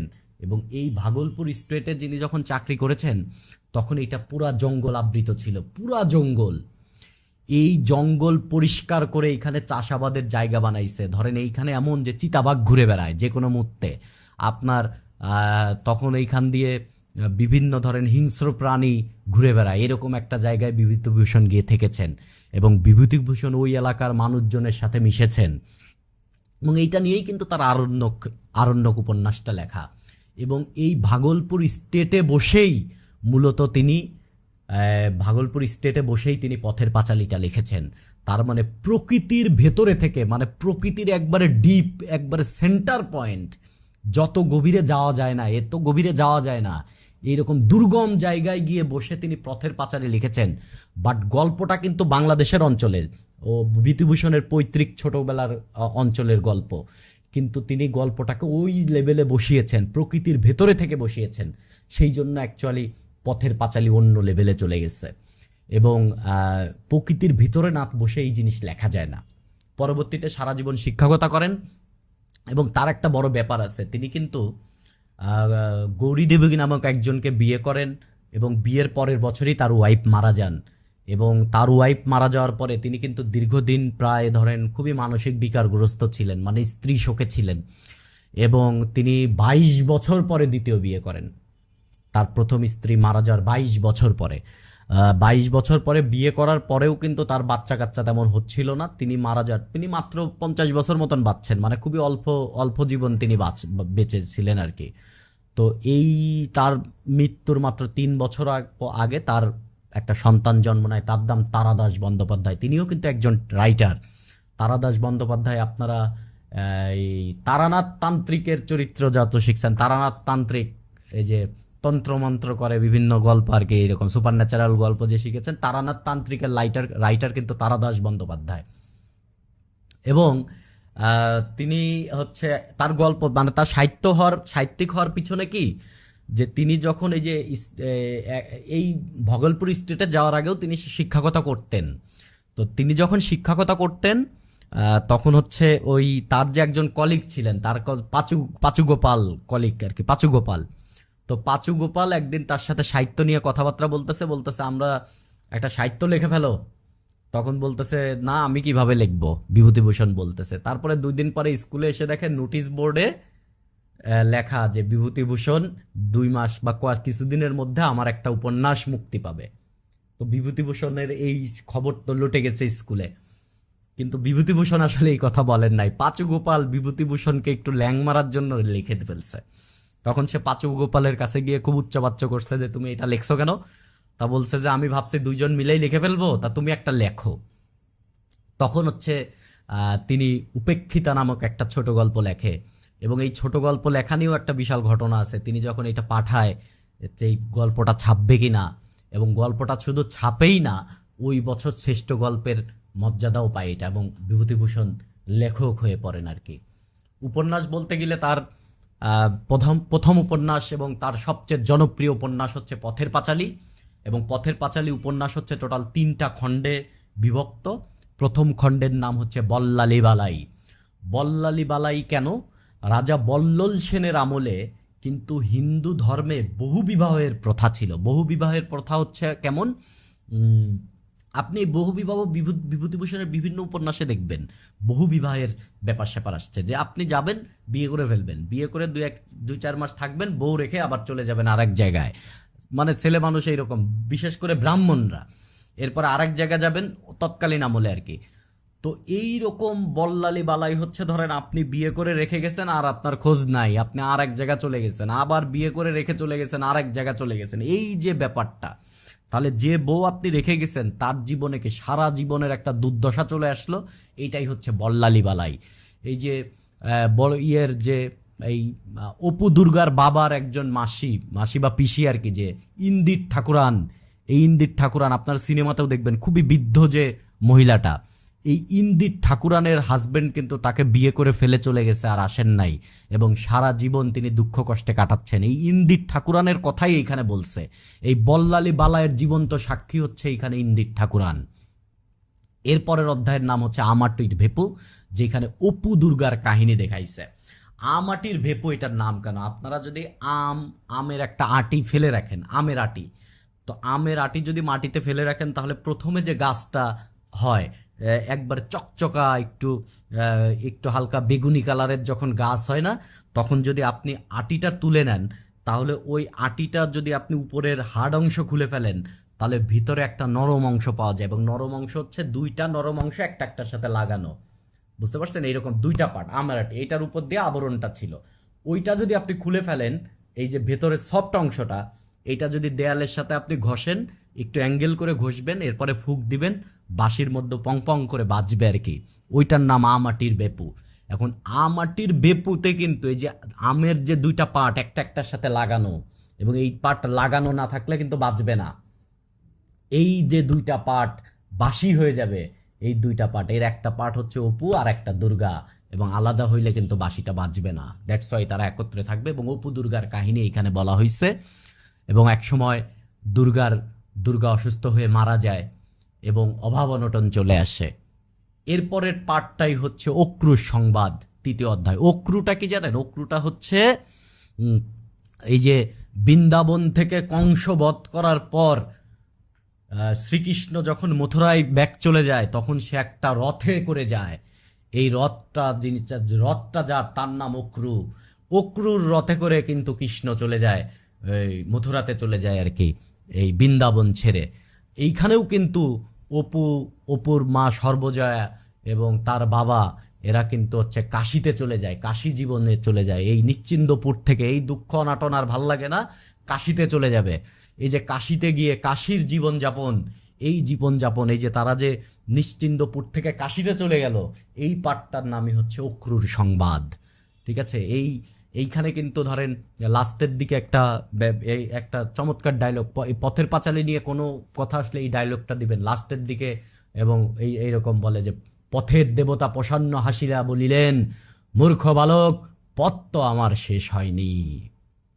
তার মানে এইখান দিয়ে কিন্তু বিভূতিভূষণ একটা দিলেন, গল্প এখনো শেষ না। পথের পাঁচালী আমি শেষ করে দিলাম, কিন্তু অপুর গল্প এখনো শেষ না। এরপরে চলে আসছে হচ্ছে অপরাজিত তার দ্বিতীয় উপন্যাস, পথের পাঁচালীর কাহিনীরই সম্প্রসারিত রূপ। তিনি নিশ্চিন্দপুরে গেছেন, এইখানে অপু বড় হইছেন, সে বিয়ে করছেন, বিয়ে করার পরে তার ওয়াইফ মারা গেছেন, তার একটা সন্তান হইছে, সেই সন্তান তার দাদার কাছে থাকে, সেই সন্তানকে আবার তিনি নিয়ে আসতেছেন। এই যে অপুর যে মানে এই যে অপুর সংসার একটা চলচ্চিত্রও আছে, এটা নিয়ে আপনারা দেখতে পারেন, খুবই চমৎকার চলচ্চিত্র, এবং এত ভালো চলচ্চিত্র বাংলা ভাষায় খুবই কমই আছে। যারা দেখেন নাই অবশ্যই দেখবেন, আমি জানি এটা আপনারা সবাই অবশ্যই দেখছেন, এই সিনেমা না দেখে থাকার মতন কেউ নাই আর কা। ওকে, এইখানে কিন্তু একটা জীবন শিক্ষা যে অপু এখানে পেয়েছিলেন, যে নিশ্চিন্দপুর অপুকে বাল্যকালে কবি করিয়াছিল, সেই গ্রামটি বয়সকালে তাকে করল ভাবুক দার্শনিক, দিল উচ্চতর জীবনের দিশা। এইখানে বুঝাইছে যে অভাব অনটনে কিন্তু শুধু অভাব অনটনই না, এই অভাব অনটনকে সে এনজয় করছে, অভাব অনটনে সে দার্শনিক হইছে। সে একটা বই পাবলিশ করতে চাইছে, সেই বইটাও পাবলিশ হয় নাই লাস্ট পর্যন্ত উচিত। এবং অপুর শেষ চিঠিতে, উপন্যাসের শেষে একটা চিঠিতে সে বলছে, জীবন খুব বড় একটা রোমাঞ্চ আর কি, বেঁচে থাকলে একে ভোগ করাই রোমাঞ্চ, অতি তুচ্ছতম হীনতম হয়ে একঘয়ে জীবনও রোমাঞ্চ। মানে জীবন আপনি খুব ভোগ করলেও আপনার জীবন রোমাঞ্চকর, আপনি যদি জীবনে খুব দুঃখ কষ্ট পান তাহলেও খুবই রোমাঞ্চকর। তবে এটা খুবই দুঃখের উপন্যাস আর কি, খুবই দুঃখের উপন্যাস। আপনারা পড়লে আপনাদের খুবই দুঃখই লাগবে আর কি, যে মানে খুবই খুবই দুঃখ লাগবে আর কি। অশনি সংকেত মূলত হচ্ছে এই যে দ্বিতীয় বিশ্বযুদ্ধ যখন চলে, এটা একটা দুঃখ দুর্দশার কাহিনী। দ্বিতীয় বিশ্বযুদ্ধ যখন চলে, তখন কিন্তু মিলিটারিদের যেন মানে আমাদের ভারতবর্ষও তো তখন ব্রিটিশ, তো আমাদের সৈন্যরাও তো ব্রিটিশ হয়ে যুদ্ধ করবে, কেননা এই দিক দিয়ে তো জাপান আসবে। জাপান কিন্তু অলরেডি মিয়ানমারে চলে আসছে, তো জাপানের সাথে যুদ্ধ করতে হবে। চীনে যুদ্ধ চলতেছে, চীনে গিয়ে যুদ্ধ করতে হবে, যেন সৈন্যদের খাবার সাপ্লাই কম না হয়। এই জন্য সরকার তখন কৃষকদের কাছ থেকে খাবার মজুত করা শুরু করে, এবং এই মজুদে প্রচুর দুঃখ দুর্দশা চলে আসে, ব্যাপক দুর্ভিক্ষ চলে আসে। এই দুর্ভিক্ষের একটা কাহিনী হচ্ছে গঙ্গাচরণ এবং তার স্ত্রী হচ্ছে অনঙ্গ বউ, নামই অনঙ্গ বউ। এই গঙ্গাচরণ হচ্ছে একটু ধুরন্ধর টাইপের লোক আর কি, বুদ্ধিমান লোক। সে কিন্তু একবারে অশিক্ষিত না, হালকা শিক্ষিত। এই দুর্দশার টাইমে সে কিন্তু তার বউকে নিয়ে বিভিন্ন জায়গায় গিয়ে সে হচ্ছে টোল ঘর শুরু করে। এই যে নাম ধরেন, এই একটা নাম শিখলেন টোল ঘর, প্রাচীনকালের মানে অতীত নিয়ে যে কাহিনী টাহিনী নিয়ে যে সমস্ত উপন্যাস, বিদ্যালয়, এই বিদ্যালয়কে বলা হয় হচ্ছে টোল ঘর, বুঝতে পারছেন? গ্রামের স্কুলকে বলে হচ্ছে টোল ঘর। তো এরকম টোল ঘর জিনিসটা মাথায় রাখবেন, তারাও এরকম। ওকে, এই টোল ঘর, আহ, টোল ঘর প্রতিষ্ঠা করে হচ্ছে আপনার এই এই ইয়ে আর কি, এই আপনার কি বলে এই গঙ্গাচরণ। এইভাবে সে পড়াতে টরাতে থাকে টোল ঘরে। তারপরে একটা সময় আসলে অতিরিক্ত যখন দুর্ভিক্ষ দেখা দেয়, একবারে অতিরিক্ত দুর্ভিক্ষ যখন দেখা দেয়, তখন অ্যাকচুয়ালি গঙ্গাচরণ তো এতদিন টোলে পড়ায় টরায় বিভিন্ন ধান টান নিয়ে, টোলে তো ছাত্রদের এগেনস্টে সে ধান নিছে, টাকা তো দিতে পারে না এরা। কিন্তু গঙ্গাচরণের বউ হচ্ছে এই ধান টান দান করা শুরু করে, মানুষ খিদায় মরে যাচ্ছে, সে ধান দান করা শুরু করে, অভাব আসছে তারপরেও সে দান করা শুরু করে। একজন মহিষী নারী হচ্ছে অনঙ্গ বউ। এই নিয়ে হচ্ছে অশনি সংকেত। অশনি সংকেত মানে কি? এই যে দুর্ভিক্ষ আসতেছে, এবং এই দুর্ভিক্ষ এসে যে মানুষ মারা যাবে, লাখে লাখে মানুষ মারা যাবে, এইটাই হচ্ছে অশনি সংকেত। এবং আপনাদের দ্বিতীয় বিশ্বযুদ্ধ নিয়ে আমি আসলে জাপানের ভিডিও করতেছি, পরের পার্টে আপনারা এটা বুঝতে পারবেন। দ্বিতীয় বিশ্বযুদ্ধ যত মানুষ মারা গেছে, তার প্রায় 5 গুণ মানুষ মারা গেছে বিশ্বযুদ্ধ পরবর্তী দুর্ভিক্ষে। এবং এই দুর্ভিক্ষের মানুষগুলা ইউরোপে মরে নাই, এই দুর্ভিক্ষের মানুষগুলা মরছে হচ্ছে এশিয়া, এই প্রশান্ত মহাসাগরীয় এই অঞ্চলে। এটা আপনারা ধীরে ধীরে জানবেন আর কি। আপনার জীবনে যদি খুব হতাশ লাগে, যে জীবনে আপনি হতাশ, আপনার জীবনে আর কিছুই করার নাই, স্বপ্ন দেখতেই পারতেছেন না, তখন আপনি পড়বেন আদর্শ হিন্দু হোটেল। বাংলা ভাষায় এত ভালো মোটিভেশনাল উপন্যাস আর নাই। একজন মানুষ 46 বছর বয়সে স্বপ্ন দেখতেছে যে একদিন আমার নিজের একটা হোটেল হবে, আমার বয়স আর কি হইছে। 50 বছর বয়সে সে একই স্বপ্ন দেখতেছে, 55 বছর বয়সে সে একই স্বপ্ন দেখতেছে। সেই উপন্যাসের নাম আদর্শ হিন্দু হোটেল। এইখানে হাজারি ঠাকুর নামে একজন রান্নার কারিগর, 60 টাকা বেতনে, মাসে 60 টাকা, 7 টাকা, 7 টাকা বেতনে রানাঘাটের স্টেশনের পাশে সে একটা হোটেলে কাজ করে। 60 টাকা বেতনে। হোটেলের মালিক হচ্ছে বেচু চক্রবর্তী আর কি। সেইখানে তার জীবনের দুর্দশা। এইখানে যে আসল কর্ত্রী যে পদ্মঝি, এই পদ্মঝি মূলত বেচি চক্করির বউ। প্রথমে বোঝা যায় না, লাস্টের দিক গিয়ে বোঝা যায়। তো এই যে একজন মানুষ 60 টাকা বেতনের চাকরি করতেছে এবং সে স্বপ্ন দেখতেছে, তার 1 টাকা নাই, কিছু নাই, তার বউ বাচ্চা থাকে গ্রামে, 1 টাকা নাই, কিছু নাই, তার একটাই গুণ আছে, তার রান্না জগৎ বিখ্যাত। তার মতন এইরকম রান্নাকে সে হচ্ছে পূজা হিসেবে দেখে। এই যে লোকটা, এই আপনার এই লোকটা যে হাজারি ঠাকুর, এই হাজারি ঠাকুর 60 টাকা বেতনের চাকরি করে 46 বছর বয়সী একজন মানুষ, সেও স্বপ্ন দেখতেছে যে একদিন আমার একটা হোটেল হবে। একদিন তার এই বেচু চক্রবর্তীর হোটেলে ডাকাতি হইছে, সমস্ত আসবাবপত্র, আগের যুগের তো এখনকার যুগে সিলভারের মতন ডেক্সি পাতিল না, তখন তো পিতলের ডেক্সি পাতিল, কাঁসার ডেক্সি পাতিল, দামি জিনিস চুরি হয়ে গেছে। এই চোর সাব্যস্ত করা হয়েছে হচ্ছে এই হাজারি ঠাকুরকে। পুলিশ ধরে নিয়ে গেছে, পরে ছাড়া পাইছে। ছাড়া পাওয়ার পরেও কিন্তু সে এসে বেচু চক্রবর্তীর কাছেই আসছে এবং তাকে প্রণাম করছে। মালিককে সে মালিক হিসেবেই দেখছে লাস্ট পর্যন্ত। তারপরে তার চাকরি থাকে নাই, সে চলে গেছে গ্রামে গ্রামে, মানুষের বাড়িতে রান্না করছে। তারপরেও সে স্বপ্ন দেখছে যে এক সময় আমার একটা হোটেল হবে। এবং এইখানে না, মানে এত পারফেক্ট হিউম্যান বিইং, এই এই পারফেক্ট হিউম্যান বিইং এই এই হাজারি ঠাকুর, যে তার গ্রামের একটা বিধবা হচ্ছে এই যে গোয়ালিনী কুসুম, যে রানাঘাটের যে অঞ্চলে তার হোটেল, তার পাশেই তার বাড়ি, বিধবা হয়ে গেছে, দুধ টুধ এইগুলা বিক্রি করে, মেয়ের আসরে বসাইছে। সেই বাড়িতে যায় মানুষজন, এই যে পদ্মজি বলে তার সাথে তোমার খারাপ সম্পর্ক, কিন্তু হাজারি ঠাকুর তো জানে ও আমার মেয়ে, এবং সে না গ্রামের ধনির দুলালি আতসী, ধনির মেয়ে, সে আতসীকেও সে মেয়ে হিসেবে দেখছে। এবং আতসী এত ভালো, আতসী এসে বলছে আমার কাছে 200 টাকা আছে, আপনি এই টাকা নিয়ে ব্যবসা শুরু করেন। কুসুম বলছে আমার কাছে কিছু টাকা আছে জমানো, এই টাকা নিয়ে আপনি হোটেল দেন। এবং এই যে গ্রামে গ্রামে যখন রান্না করতেছে, অচেনা গ্রামের এক গৃহবধূ, সে বলছে যে আপনার রান্না এত ভালো, আপনি একটা হোটেল দেন, আমার কাছে কিছু জমানো টাকা আছে। এই তিনজনের জমানো টাকা নিয়ে একদিন রানাঘাটে সে একটা হোটেল খুলে বসে, এবং হোটেল খুলে বসে তার তো রান্নার হাত। সে এক সময় বেচু চক্কর্তির হোটেলও কিনে নেয়, তারপরেও বেচু চক্কর্তির সাথে সে বেইমানি করে নাই, মানে কোনো কোনো সে বেচু চক্কর্তির সাথে বেয়াদবি করে নাই। সে মালিক মালিক হিসেবে দেখছে, মালিক মালিক হিসেবে দেখছে, সম্মান জানাইছে তাকে। কিন্তু যখন সে বড় হয়েছে না, এই যে আরেকজনদের টাকা নিয়ে, কুসুম আতসী ওই যে গৃহবধূর টাকা নিয়ে যে হোটেল করছে, তাদের পাক্কা যে ভাগ, সেই ভাগ সে বুঝাইয়া দিছে। এই উপন্যাস পড়তে গিয়ে একসময় আপনার চোখের পানি আসবে যখন আতসী আসে। আতসী যখন আসে, আতসীর গায়ে যখন বিধবার ড্রেস পরে, তখন যে এই আপনার চোখে পানি চলে আসবে। তখন বিভূতিভূষণ লিখতেছে এই হাজারি ঠাকুরের মুখ দিয়ে, যে এটা দেখে হাজারি ঠাকুরের কি ফিল হচ্ছে, আমাদের চোখে পানি চলে আসবে, এইভাবে লেখা আর কি। এবং সে শুধু হোটেল ব্যবসায় সফলই হয় নাই, রানাঘাট স্টেশনে রেলওয়ে কোম্পানির একটা হোটেল হবে, সেই হোটেলের টেন্ডার পাইছে। সে হয়ে গেছে বিশাল বিজনেসম্যান, হোটেল ব্যবসা।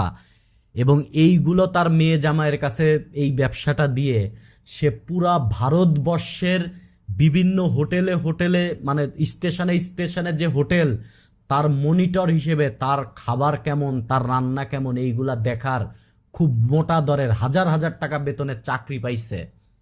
তারপরে সে চাকরিতে যাচ্ছে এবং বলতেছে যে সে বড় হোটেল কোম্পানির ব্যবসা কেমন হয় সেইটা তো আজ করতে হলে আমার এই চাকরিতে যেতে হবে। তার মানে লেখক একটা ইন্ডিকেশন দিয়ে দিচ্ছে যে এই হাজারি ঠাকুর একসময় ভারতবর্ষের হোটেল ব্যবসার কিং হবে। 60 টাকা বেতনের চাকরি করা হাজারি ঠাকুর, সেও স্বপ্ন দেখতে ধরেন কখনোই এত আসবে তার, সে পিছপা হবে না, সে লেগে থাকবে। সেই রকম ধরেন যদি লেগে থাকতে হয়, আমরা আসলে কি জানেন, আমাদের শিক্ষা ব্যবস্থায় আমরা ছোটবেলা থেকে ধরেন আমরা শিখছি হচ্ছে কে যেন, ওই যে রবার্ট ব্রুস। চিন্তা করেন, আমরা ছোটবেলা থেকে মূলত প্রবলেমটা কি জানেন, আমরা রবার্ট ব্রুসের কাহিনী শুনে হচ্ছে আমরা লাইফ সম্পর্কে ধারণা পাই। কিন্তু আমাদের সাহিত্যে ছোটবেলায় একটা স্কুল কলেজের বাচ্চাকে রবার্ট ব্রুস না শেখায়, তাকে শেখানো দরকার ছিল হচ্ছে হাজারি ঠাকুরের জীবন। হাজারি ঠাকুরের মতন আপনি সারা জীবন বলবেন যে রবার্ট ব্রুসের মতন লেগে থাকবো, ব্যাপারটা তা না, আপনি হাজারি ঠাকুরের মতন লেগে থাকবেন। এটা হওয়া ছোটবেলা থেকে আমাদের শিক্ষা ব্যবস্থায় হওয়ার কথা ছিল, এটা আমাদের হয় নাই, আমরা রবার্ট ব্রুসের কাছে চলে গেছি। যাই হোক, রবার্ট ব্রুসও খারাপ না, রবার্ট ব্রুসও শিখবেন আপনারা, তার মানে এই না যে আপনি এটা খুলে ফেলবেন, মানে হাজারি ঠাকুর আপনি শিখবেন না। তার আর একটা বিখ্যাত উপন্যাস, এবং আমি বুঝি না, অনেকেই বলে যে আরণ্যক পড়তে গিয়ে, বেশি দূর পড়তে গিয়ে ভাল লাগে নাই। ভাই, আরণ্যক উপন্যাস হচ্ছে আমার দেখা জগৎ বিখ্যাত উপন্যাস, জগৎ বিখ্যাত উপন্যাস আরণ্যক। এইখানে মূলত হচ্ছে বিভূতিভূষণ এই যে যে জমিদারের যে ভাগলগড় স্টেটে যখন তিনি চাকরি করতেন, ওই জায়গার কাহিনী তিনি বলছে, কিন্তু এইখানে লেখকের জবানিতে বলছেন আর কি, ঠিক আছে, লেখকের জবানিতে বলছেন। কিন্তু পুরো জায়গায় না যে বক্তব্যটা দিচ্ছেন, এই যে বিভূতিভূষণ নিজেই কিন্তু এইটার প্রধান ক্যারেক্টার, কিন্তু নাম বলছেন মাত্র এক জায়গায়, নায়কের নাম, নায়ক কিন্তু বিভূতিভূষণ নিজেই। নায়কের নাম হচ্ছে, যাই হোক, মনে পড়লে, কথা বলতে বলতে মনে পড়বে, আপনাদেরকে আমি তখন বলবো আর কি। একটা জায়গায় পুরো উপন্যাসের এক জায়গাতেই তিনি শুধু নায়কের নাম বলছে, আর কোথাও নায়কের নাম বলে নাই। তো তিনি হচ্ছে এই জমিদারের ম্যানেজার হয়ে ওইখানে যায় এবং ওইখানে গিয়ে টোটাল জঙ্গল পরিষ্কার পরিচ্ছন্ন হবে, এবং এইখানে তিনি প্রথম দিন গিয়েই দেখে যে তার ওইখানে যে কাচারি ঘর মতন করা হয়েছে, এই কাচারি ঘরের এইখানে কিছু মানুষ এসে বসে আছে, গ্রামের মানুষজন। দিন সন্ধ্যা হয়ে গেছে, এরা যায় না। পরে জিজ্ঞাসা করছে যে আপনারা এরা যায় না কেন? তো বলছে এরা দীর্ঘদিন ভাত খায় না, তো এরা যে এই আপনার এই সোন টাইপের একটা ফল, সোন টাইপের একটা চাউলের মতো নিয়ে হয়, এটা তারা সিদ্ধ করে খায় আর কি। তো এরা ভাত খায় না অনেক দিন।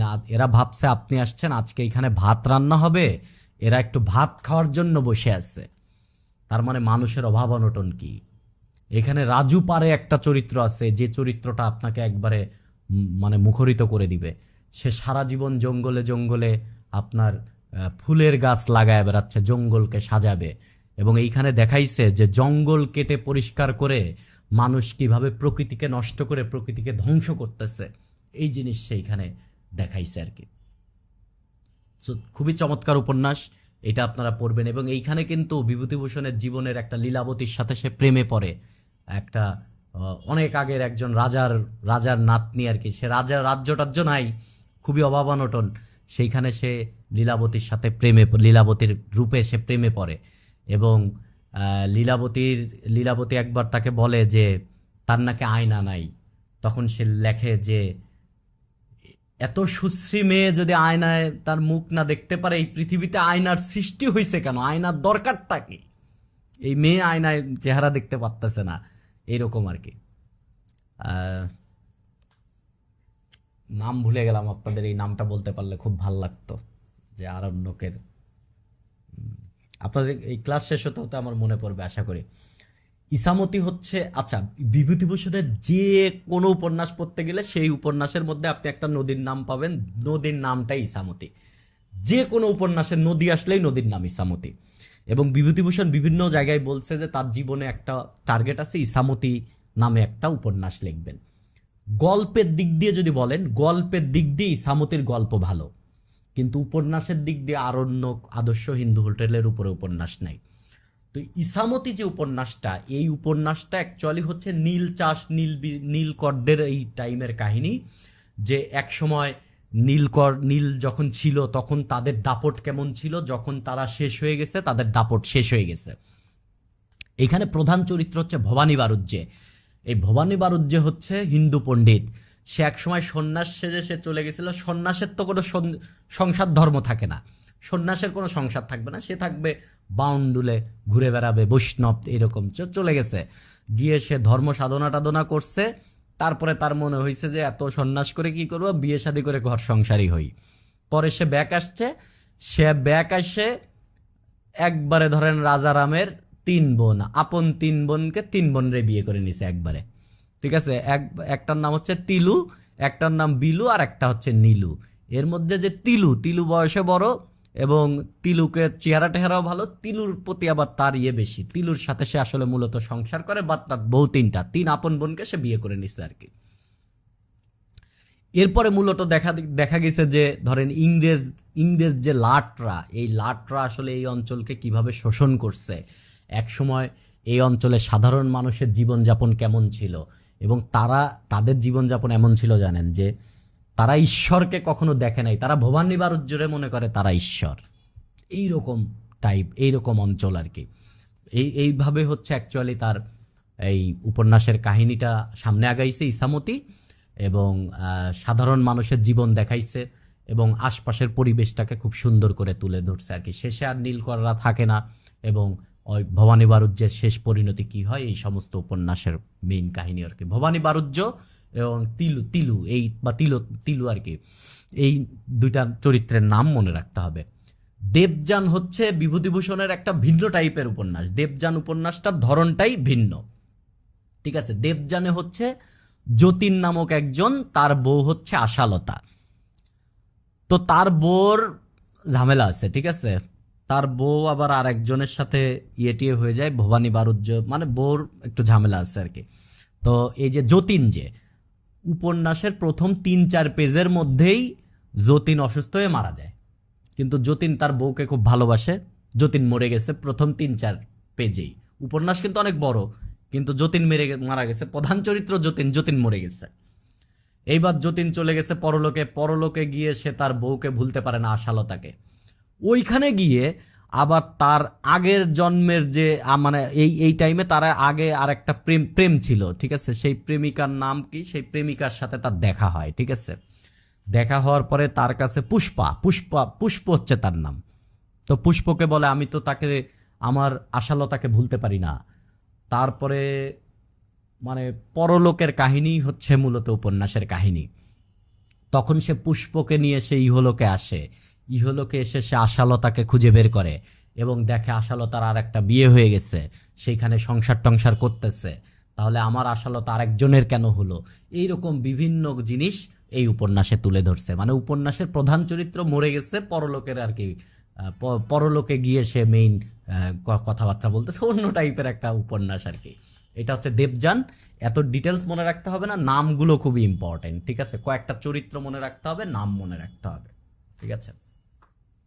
ওকে, বাংলা সাহিত্যের একটা খুবই অন্যরকম এবং বাংলা ভাষার জন্য এবং বাংলাদেশের একজন বুদ্ধিজীবী এবং বাংলাদেশের একজন আসলে আমাদের মুক্তিযুদ্ধের বড় লসের মধ্যে একজন বড় লস হচ্ছে মুনীর চৌধুরী। মুনীর চৌধুরীকে নিয়ে শুরু করার আগে আপনাদের একটা কথা বলি, সেটা হচ্ছে আহমদ ছফা তার যদ্যপি আমার গুরু উপন্যাসে, উপন্যাস বা কথোপকথন বলতে পারেন, অধ্যাপক আব্দুর রাজ্জাক, আপনারা অধ্যাপক আব্দুর রাজ্জাক নিয়ে জানবেন, বাংলাদেশের জ্ঞান তাপস।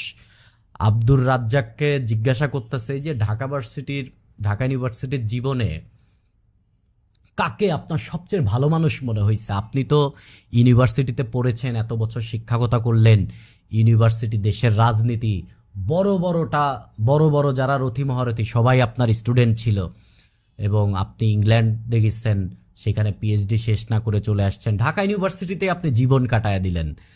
তো ঢাকা ইউনিভার্সিটিতে এত মানুষের ভিতরে আপনাকে কাকে সবচেয়ে ভালো মানুষ মনে হয়েছে? তখন আর রাজ্জাক স্যার উত্তর দিছে মুনীর। তখন শিওর হওয়ার জন্য আহমদ ছফা জিজ্ঞাসা করছে, আপনি কি নাট্যকর মুনীর চৌধুরীর কথা বলতেছেন? তখন বলতেছে, হ্যাঁ মুনীরই তো। তার মানে রাজ্জাক স্যার বলছেন যে মুনীর চৌধুরী মানুষটা কেমন ছিলেন। এবং মুনীর চৌধুরী কিন্তু আপনার রাজ্জাক স্যারের সাথে তার খুব যাতায়াতও ছিল। মুনীর চৌধুরী বিবাহিত ছিলেন, রাজ্জাক স্যার কিন্তু বিবাহিত ছিল না, আহমদ ছফাও বিবাহিত ছিল না। তারা ছিলেন সাধু দরবেশ জ্ঞানের বস আর কি। তো মুনীর চৌধুরী যেতে যেতে মুনীর চৌধুরীর মধ্যেও একটা বৈরাগ্য এসে গেছিল আর কি।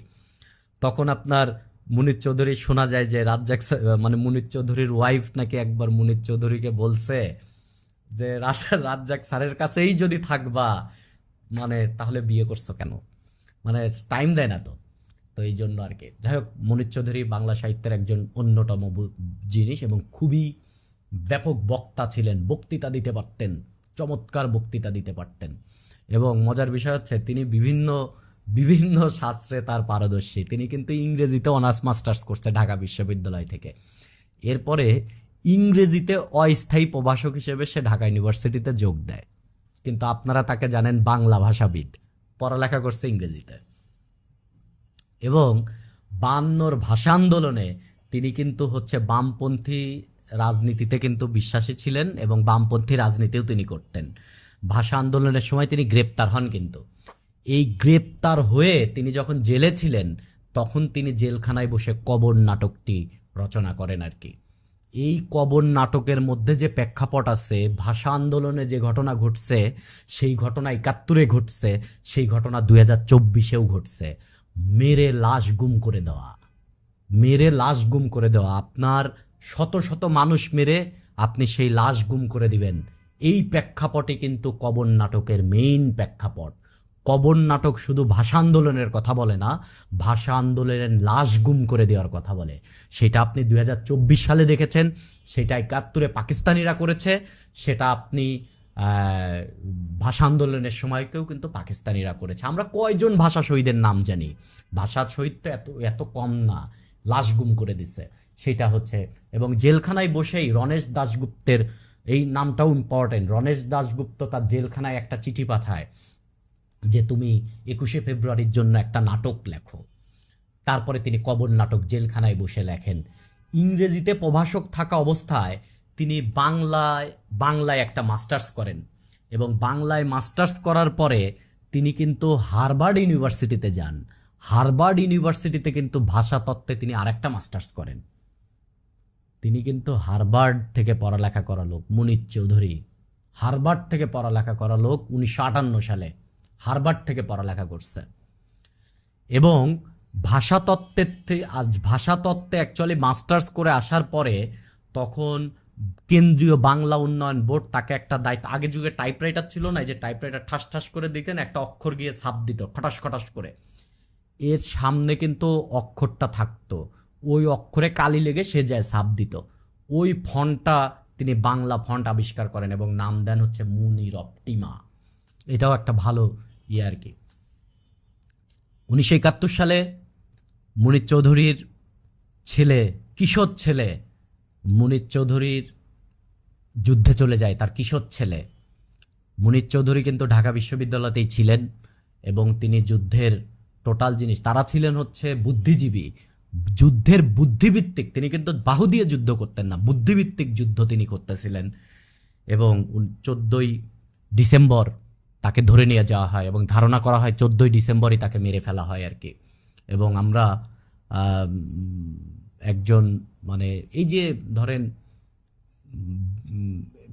বড় পণ্ডিত, এরা বড় পণ্ডিত, যেমন ধরেন আমরা আজকে সৈয়দ শামসুল হক দিয়ে শুরু করেছিলাম। সৈয়দ শামসুল হকও কিন্তু একসময় ইংল্যান্ডে গিয়ে বিবিসির চাকরি নিয়েছিলেন, এবং বাংলাদেশ যে স্বাধীন হয়েছে বিবিসির এই ঘটনাটা পাঠ করেছিলেন কিন্তু সৈয়দ শামসুল হক, আজকে আমরা যাকে নিয়ে আলোচনা শুরু করেছিলাম। তো আমরা তার আরও কিছু কথা বলা যেতে পারে। এটা মুনির চৌধুরী কিন্তু 1954 সালে যুক্তফ্রন্ট, মানে 52তে তিনি গ্রেপ্তার হন, 54তে যখন যুক্তফ্রন্ট ক্ষমতায় আসে তখন তাকে মুক্তি দেওয়া হয়। এবং একটা সময় যখন আইয়ুবের শাসন চলতেছিল, আইয়ুব খান, এই আইয়ুব খানের শাসন চলাকালীন সময়ে 1966 সালে কিন্তু বাংলাদেশের টিভি রেডিওতে কিন্তু রবীন্দ্রনাথ, এই যে রবীন্দ্র বিদ্বেষী একটা ভাব, রবীন্দ্রনাথের গান সাহিত্য সব নিষিদ্ধ করা হয়। এইটার বিপক্ষে কিন্তু মুনির চৌধুরী কথা বলছেন। মুনির চৌধুরী বলেছেন রবীন্দ্রনাথ দেশের না, রবীন্দ্রনাথ ভাষার, এই কথা মুনির চৌধুরী বলেছেন। এবং তার নাটক নিয়ে কথা বলতে গেলে আমরা সবার প্রথমে যে নাটকটা নিয়ে কথা বলতে পারি সেটা হচ্ছে মানুষ। এবং এই মানুষ নাটকে মূলত সাম্প্রদায়িক দাঙ্গার কথা বলা হয়েছে। এই যে আপনারা, এটা হচ্ছে এক অঙ্কের নাটক। আপনারা গতদিন আমি আলোচনা করেছিলাম, নাটক হয় সাধারণত, একটা বস্তার নাটক হয় 5 অঙ্কের, এগুলো হচ্ছে এক অঙ্কের, মানে খুব অল্প পরিসরে ধরে 30 মিনিট থেকে 40 মিনিটের নাটক একটা স্পেসিফিক ঘটনাকে শো করবে আর কি। তো মানুষ নাটক হচ্ছে বিখ্যাত একটা নাটক, এক অঙ্কের নাটক, খুবই ছোট নাটক। এইখানে কিন্তু হিন্দু মুসলমানের মূলত যে দাঙ্গা হয়েছে সেই দাঙ্গার প্রেক্ষাপটে, এবং নাটকের শুরুতেই দেখেন লেখা আছে দূরে বহু কণ্ঠের মিলিত ধ্বনি বন্দে মাতারাম, এবং একটু কাছে প্রচণ্ড আল্লাহু আকবার রব। দেখে আপনি বুঝতেছেন যে মূলত ভাবটাই হচ্ছে সাম্প্রদায়িক দাঙ্গা। এবং এই দাঙ্গার সময় এই দাঙ্গা একটা মুসলিম পরিবারের একটা যুবক ছেলে, সে যে ইয়েতে চলে যাবে, এই দাঙ্গায় যাবে, এবং দাঙ্গায় গিয়ে সে পরিবারটাকে, মানে পুরো একটা অঘটন, মানে পরিবার একবারে নিঃস্ব হয়ে যাবে, এইরকম একটা ঘটনাই তিনি তুলে ধরছেন আর কি। এবং এই যে যুবকের বাবা বলে, জীবনে অনেক লোককে মরতে দেখেছি চোখের সামনে, শ্বাস বন্ধ হয়ে চোখ উল্টে গিয়ে জিভ বের করে গল গল করে রক্ত বমি করে কত সুস্থ মানুষকেও মরতে দেখেছি, কই কোনোদিন তো উন্মাদ হয়ে যায়নি। এই কথার মানে কি দেখেন, একজন বাবা বলতেছেন যে উন্মাদ হন নাই, এইরকম বিভৎস মৃত্যু দেখেও সে উন্মাদ হন নাই। তার মানে মৃত্যু এত সস্তা ছিল ওই আমলে, মৃত্যু এত সস্তা, যেখানে আপনারা এই যে সাম্প্রদায়িক দাঙ্গার একটা খুশবন্ত সিংয়ের ট্রেন টু পাকিস্তান পড়তে পারেন, আপনারা বুঝতে পারবেন যে সাম্প্রদায়িক দাঙ্গায় আসলে কি পরিমাণ মানুষ মারা হয়েছে। এবং দেশ স্বাধীনের পরেও ধরেন সাম্প্রদায়িক দাঙ্গা কিন্তু অব্যাহত ছিল।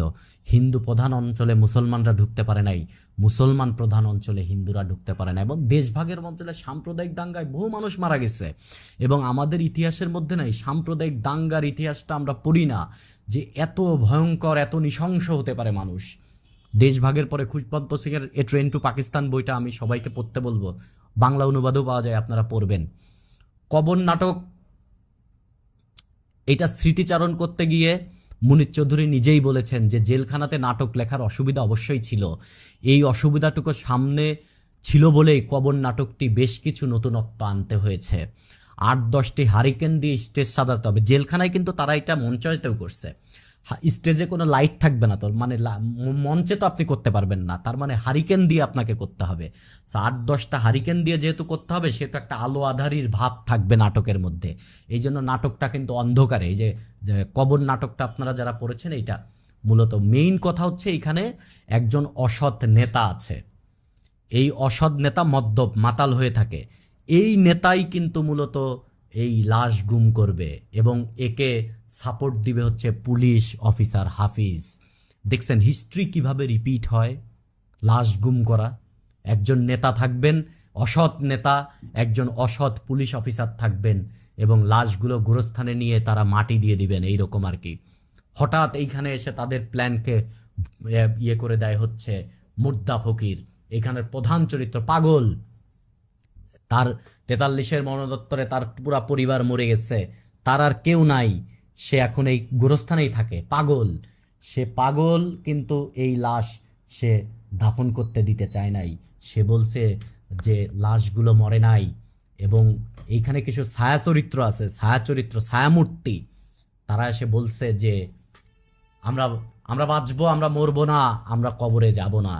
তার মানে আপনি দেখেন এইখানে মুনির চৌধুরী ভাষা আন্দোলনের নিহত মানুষদের ভেতরে জীবন দিয়ে দিছেন, বলছে যারা শহীদ হয়েছে এরা মরে নাই, এরা বেঁচে আছে, এটা একটা প্রতীকী, তার মানে এরা সারা জীবন বেঁচে থাকবে। আপনি সালাম, রফিক, বরকত, শফিক, এরা তো মারা যায় নাই, এরা তো এখনো আপনার আমার ভেতরে বেঁচে আছে।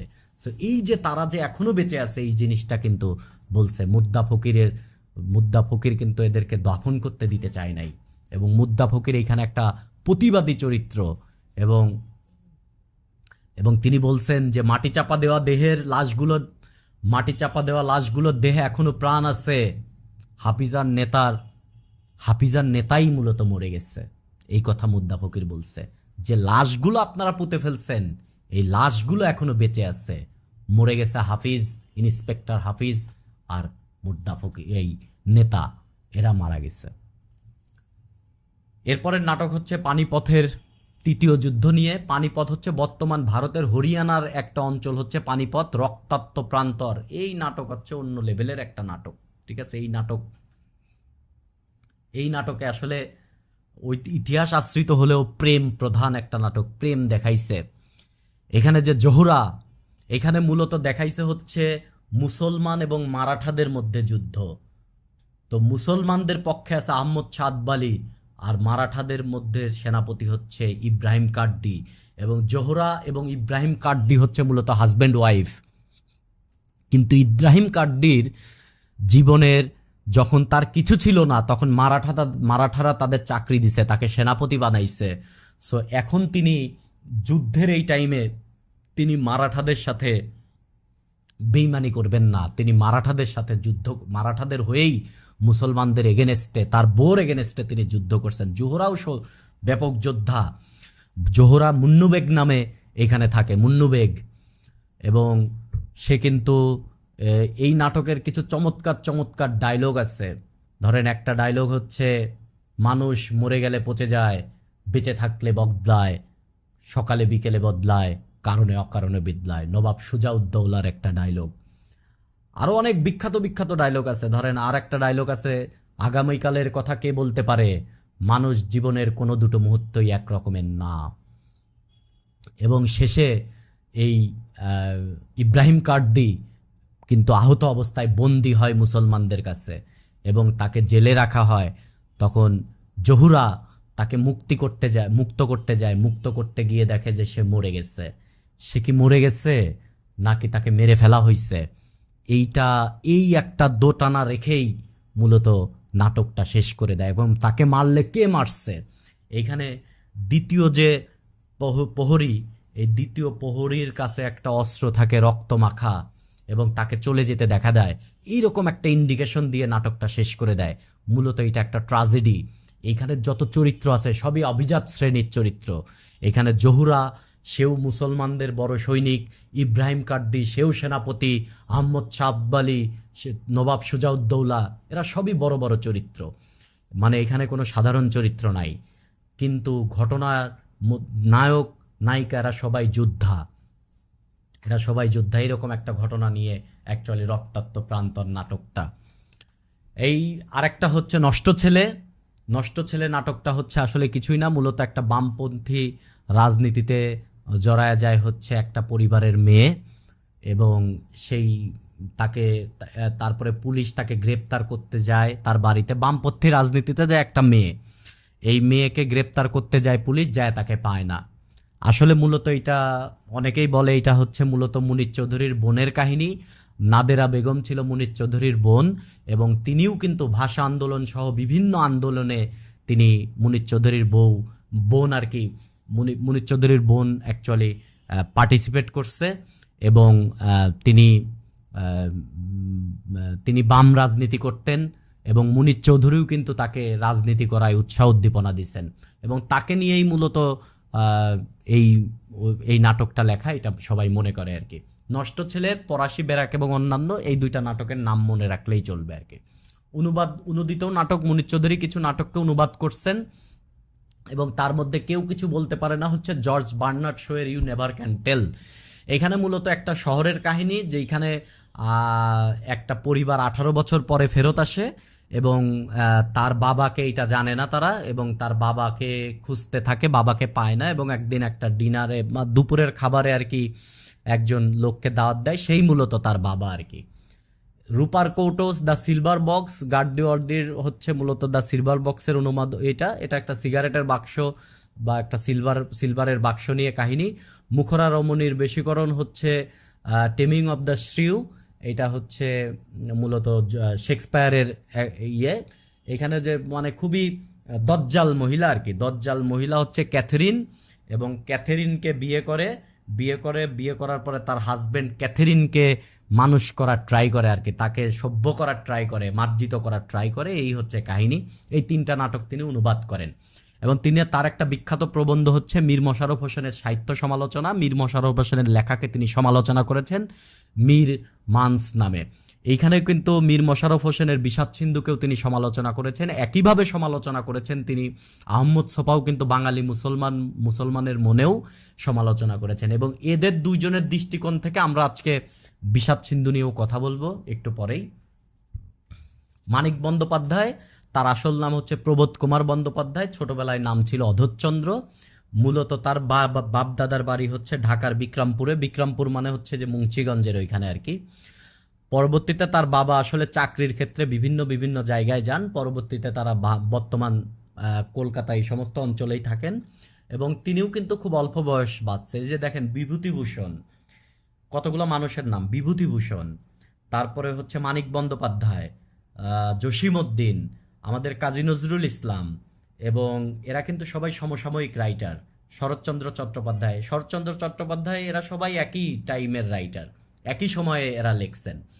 আমরা আপনাদেরকে গতদিন আমি বলেছি যে রবীন্দ্রনাথ ঠাকুরের চরিত্র বলেছি বিনোদিনী, তারপরে অচলা বলেছি, তারপরে আপনার এই যে আপনার কৃষ্ণকান্তের উইলের রোহিণীর কথা বলেছি, এবং এইখানে আমি বলেছি যে তথাকথিত সামাজিক জীবন থেকে লেখক বাইরে নিয়ে এসছে এদের। তারা আসলে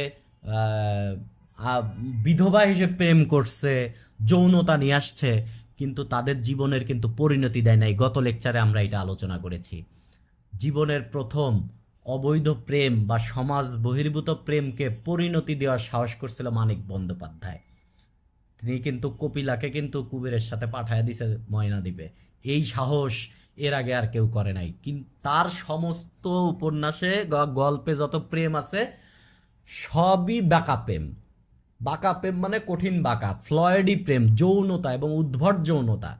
মানে এর মধ্যে নিয়ে আসছে ফ্লয়েড তত্ত্ব। এবং তিনি বাম রাজনীতি করতেন, তো মার্ক্সবাদ দ্বারা তিনি প্রভাবিত ছিলেন, সমাজের নিচু শ্রেণীর অধিকার নিয়ে তিনি লিখেছেন।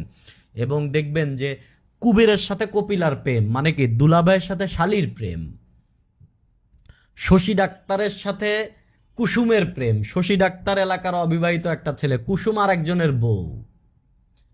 আবার ধরেন রাঁচির রাঁচির প্রেম, এই যে প্রাগৈতিহাসিকে একটা উদ্ভট মানে ভিক্ষুকের সাথে আর একটা ভিক্ষুকের প্রেম, এরকম উদ্ভট আরো মানে মানে এবং ধরেন মামির শরীরের প্রতিও আকৃষ্ট হয়ে যাচ্ছে, এইরকম উদ্ভট কথা, যৌন তত্ত্ব, ফ্লয়েডি তত্ত্ব আর কি নিয়ে তিনি লিখছেন, ফ্লয়েডি তত্ত্ব। এবং ম্যাক্সিমাম জিনিসের ভিতরেই সেই রকম কেচাল লাগানো প্রেম দেখাইছে। সো তার লেখার ধরনই এইরকম। অনেকে এটা নিয়ে সমালোচনা করে যে তার লেখা নিম্নমানের, বাট বাংলা কথা সাহিত্যে তার মতন শব্দচয়ন, গল্প বলতে পারে খুব কম লোক, এবং তার সে মায়াজালে আটকায় ফেলে। আপনি তার লেখা পড়তে গেলে মায়াজালে আটকায় পড়ে যাবেন। কথা সাহিত্যে আমার মনে হয় যে রবীন্দ্রনাথ নজরুল পড়ার আগে মানিক বন্দ্যোপাধ্যায় পড়া উচিত, এরপরে বিভূতিভূষণ পড়া উচিত, এরপরে রবীন্দ্রনাথ নজরুলের দিকে যাওয়া উচিত। অনেক উপন্যাস লেখছে, 40টার বেশি উপন্যাস লেখছে, সব পড়তে হবে না, কয়েকটা জানলেই হবে। আমরা প্রথম যেটা জানবো সেটা হচ্ছে তার প্রথম উপন্যাস জননী। জননী নামে আর একটা উপন্যাস আছে শওকত ওসমানের, সেই জননী আর এই জননী আলাদা। এই জননী একটা হিন্দু জননী, আর শওকত ওসমানের জননী হচ্ছে একটা মুসলমান জননী। যেখানে শওকত ওসমানের যে জননী, সে হচ্ছে প্রেগনেন্ট হয় এবং সে তার বাচ্চার জন্ম দিবে কি জন্ম দিবে না, পরে জন্ম দেয়, কিন্তু বাবার পরিচয় দিতে পারবে না দেখে বাচ্চাকে জন্ম দিয়ে সে সুইসাইড করে। কিন্তু মানিক বন্দ্যোপাধ্যায়ের জননী হচ্ছে শ্যামা, এটা তার প্রথম উপন্যাস। এবং তার স্বামী হচ্ছে পাগল আর কি, তার স্বামী পাগল, এবং এই পাগল স্বামী নিয়েই তিনি তার সন্তান আসে, অনেক কষ্ট করে তার একটা সন্তান হয়, অনেক কষ্টে সে তার সংসারকে টিকে রাখে। বাঙালি বউদের মতন তিনিও ডায়লগ দেয়, আমার জন্যই সংসারটা টিকে আছে। ঠিক আছে, বাঙালি সব বউরাই একই ডায়লগ দেয়, তো তিনিও এই ডায়লগ দেয়। শ্যামা, আসলে শ্যামার ডায়লগটা ঠিক, শ্যামার জন্যই এই সংসারটা টিকে আছে। সে অনেক দুঃখ কষ্ট করে তার দুবেলা খাবার ইয়ে করে আর কি। এবং তিনি আত্মীয়র বাড়িতে যায়, আত্মীয়র বাড়িতে ঠাকুর ঝিয়ের কাজ করে, ঝিয়ের কাজ করে তার ছেলেকে পড়াশোনা করায়। তার হাজবেন্ড মারা যায় এবং সে স্বপ্ন দেখে আমার ছেলে পড়ালেখা করবে, পড়ালেখা করে বড় হবে। একটা বাঙালি তথাকথিত যে জীবন, এই জীবন নিয়েই হচ্ছে জননী উপন্যাসটা। দিবারাত্রির কাব্য একটা ভালো উপন্যাস, পুরা কাহিনী মনে না রাখলেও চলবে, বাট মানিক বন্দ্যোপাধ্যায়ের উপন্যাস, এটা মনে রাখলেই চলবে। এটা 3টা ভাগ। প্রথম ভাগ হচ্ছে দিনের কাব্য। হেরম্ব নামক একজন মানুষ আছে, সুপ্রিয়ার সাথে তার একটা প্রেমের একটা ইয়ে হয়, এবং আসলে প্রেম হয়ও, ঠিক আছে, কিন্তু সুপ্রিয়াকে সাথে বিয়ে করে না। সে নিজেই, সুপ্রিয়াও বিয়ে করতে চায় না, নিজেই সে সুপ্রিয়াকে বলে বিয়েটা করে ফেলো, সমস্যা নাই। পরে সুপ্রিয়ার আর এক জায়গায় বিয়ে হয়ে যায় এক দারোগার সাথে। পরের পর্ব হচ্ছে রাতের কাব্য। প্রথমটার নাম দিনের কাব্য, তারপরেরটা রাতের কাব্য। এই রাতের কাব্যতে মূলত মালতীর সাথে তার দেখা হয়, এবং মালতীর একটা মেয়ে থাকে আনন্দ, সেই আনন্দের প্রেমে সে পড়ে, এবং তার ভেতরে একটা বিশাল প্রেম তৈরি হয়। এই হচ্ছে প্রথম 2 ভাগ। 3 ভাগ, তৃতীয় ভাগের নাম হচ্ছে দিবারাত্রির কাব্য। এই কাব্যে হচ্ছে সুপ্রিয়া, যে প্রথম অধ্যায়ের যে সুপ্রিয়া, সে ব্যাক এসে তার জীবনে আসার চেষ্টা করে, কিন্তু মূলত সে আবার এদিকে আনন্দর সাথে তার প্রেম, এইভাবে সে মূলত লাস্টে এরকম দেখায় যে সুপ্রিয়া এবং আনন্দকে নিয়েই হেরম্ব সংসার করতেছে, মানে অদ্ভুত ফ্লয়েডি প্রেম, বুঝতে পারছেন? এইরকম একটা ঘটনা। আর এক জায়গায় বিয়ে দিয়ে দিছে, সেইখান থেকে আসছে, এবং আনন্দর সাথেও যে তার মানে কিভাবে কি সম্পর্ক, এই সব কিছুর মধ্যে যৌনতা আছে, একটা অদ্ভুত আর কি ফ্লয়েডি ভাব আর কি। তো ফ্লয়েডি ভাবটাকে, এটা আপনারা, আমি বারবার এই ধরনের শব্দ যৌনতা এই টাইপের জিনিস উচ্চারণ করতেছি, এর উচ্চারণ করার কারণ আছে, ব্যাপারগুলাই এরকম আর কি। পুতুল নাচের ইতিকথা একবার বাঙালি চিরাচরিত কাহিনী, এবং এইটা মূলত আমাদের অনেকেই বলে এটা গোয়ালন্দ অঞ্চলের কাহিনী আর কি। এইখানে এক শশী ডাক্তার, মূলত শশী ডাক্তার এবং কুসুমের প্রেম। কুসুম হচ্ছে ছোটবেলা থেকেই শশী ডাক্তারকে খুব পছন্দ করে। শশী হচ্ছে গ্রাম্য ডাক্তার, সে একটু পড়ালেখা করে গ্রামে চলে আসছে। শশী ডাক্তারের বাপ আবার খুবই হচ্ছে ধুরন্ধর টাইপের আর কি। তো সে তার বাপের এই যে সুটটুত খায়, এই সমস্ত জিনিস মিটিগেট করার জন্য সে এলাকায় এলাকায় সে ডাক্তারি করে। ভালো লোক। কুসুম হচ্ছে তার প্রতি বিভিন্নভাবে তার প্রেম নিবেদন করে, এবং কুসুম একটু ফ্লয়েডি তত্ত্ব ব্যবহার করে। তখন শশী একবার বলে, শরীর শরীর শরীর, তোর কি মন নাই কুসুম? যাই হোক, কুসুমের আর এক জায়গায় বিয়ে হয়ে যায়। বিয়ে হওয়ার পরে কুসুম আবার এলাকায় আসে। একটা সময় কুসুমের প্রতিও সে কিন্তু আবার কুসুমের প্রতি সে আগ্রহ পায়, কিন্তু তখন কুসুম আর আগ্রহ হারায় ফেলে। কুসুমের সাথে আর তার আগ্রহ হয় নাই। এইখানে সে বলছে পুতুল নাচের ইতিকথা মানে কি? পুতুল নাচের ইতিকথা মানে হচ্ছে আমাদের জীবনে যে সারা জীবনের যে ঘটনা ঘটে, এই জীবনের ঘটনায় আমার জীবনের নিয়ন্ত্রণ আমার হাতে নাই। প্রত্যেকটা মানুষের জীবনের নিয়ন্ত্রণ তার কাছে নাই। বিভিন্ন পরিস্থিতির শিকার হয়ে সে বিভিন্নভাবে জীবনযাপন করে। তার মানে পরিস্থিতির কাছে মানুষই, আমি আপনি সবাই, এই যে কুসুম, শশী ডাক্তার, এরা সবাই পুতুল। বাট পুতুলের যে দড়িটা, এই দড়ি আমার হাতে নাই। নিয়তির দড়ি, প্রকৃতি আমাদেরকে নাচাচ্ছেন। এই জায়গা পুতুলকে, শশী ডাক্তার পুতুল, কুসুম পুতুল, আমি আপনি পুতুল, আমাদেরকে অন্যরা নাচাচ্ছে আর কি। এবং এই জীবনে না, এই উপন্যাসে বেশ কিছু ফিলোসফি আছে। এই ফিলোসফিক্যাল কথাগুলা কিন্তু মানিক বন্দ্যোপাধ্যায়ের ফিলোসফি। সে জীবনে এই এই ফিলোসফিগুলা কথা বলছে। এই যে যেমন একটা কথা হচ্ছে, সংসারে যেখানে যত টাকা, সেখানে তত নারী, সেখানে তত পাপ। এইটা একটা। আবার গ্রামের লোকেদের অনুমান শক্তি প্রখর। সকালে আকাশের দিকে তাকিয়ে বলিয়া দিতে পারে বিকেলে বৃষ্টি হইবে। বিকেলে যদি নেহাত বৃষ্টি নাই হয়, সে অপরাধ অবশ্য আকাশের। ধরেন মানুষের অনুমান শক্তি এরকম, সকালে আকাশের দিক তাকায় বলে দিবে বিকেলে বৃষ্টি হবে। এখন বিকেলে যদি বৃষ্টি না হয়, তাহলে মানুষ দোষ নিবে না, বলবে আকাশেরই ঝামেলা, বৃষ্টিটা হইল না, আকাশের ঝামেলা, আমার ক্যালকুলেশন ঠিক ছিল। আবার যে সব মানুষের মধ্যে একটা খোকা থাকে, মানিক বন্দ্যোপাধ্যায়ের সব লেখার মধ্যেই আমি এই লেখাটা লেখার ট্রাই করতাম, মানে প্রস্তুতি রাখতাম আর কি, যে সব মানুষের মধ্যে একটা খোকা থাকে, যে মনের কবিত্ব, মনের কল্পনা, মনের সৃষ্টি ছাড়া অবাস্তবতা, মনের পাগলামি লইয়া সময়ে সময়ে খেলা করিতে ভালোবাসে। প্রত্যেকটা মানুষের ভেতরে একটা খোকা থাকে। খোকা মানে কি? একটা বাচ্চা, শিশু সুলভ থাকে। ধরেন বৃদ্ধ বয়সেও তার মধ্যে একটা শিশু থাকে। আপনার ভেতরেও একটা শিশু আছে। ঘরের মধ্যে আপনি ঘর লাগায় আপনি মাঝে মধ্যে কিন্তু আলগা আলগা কথা বলেন, আপনি হাসেন, হাসি ঠাট্টা নিজেই।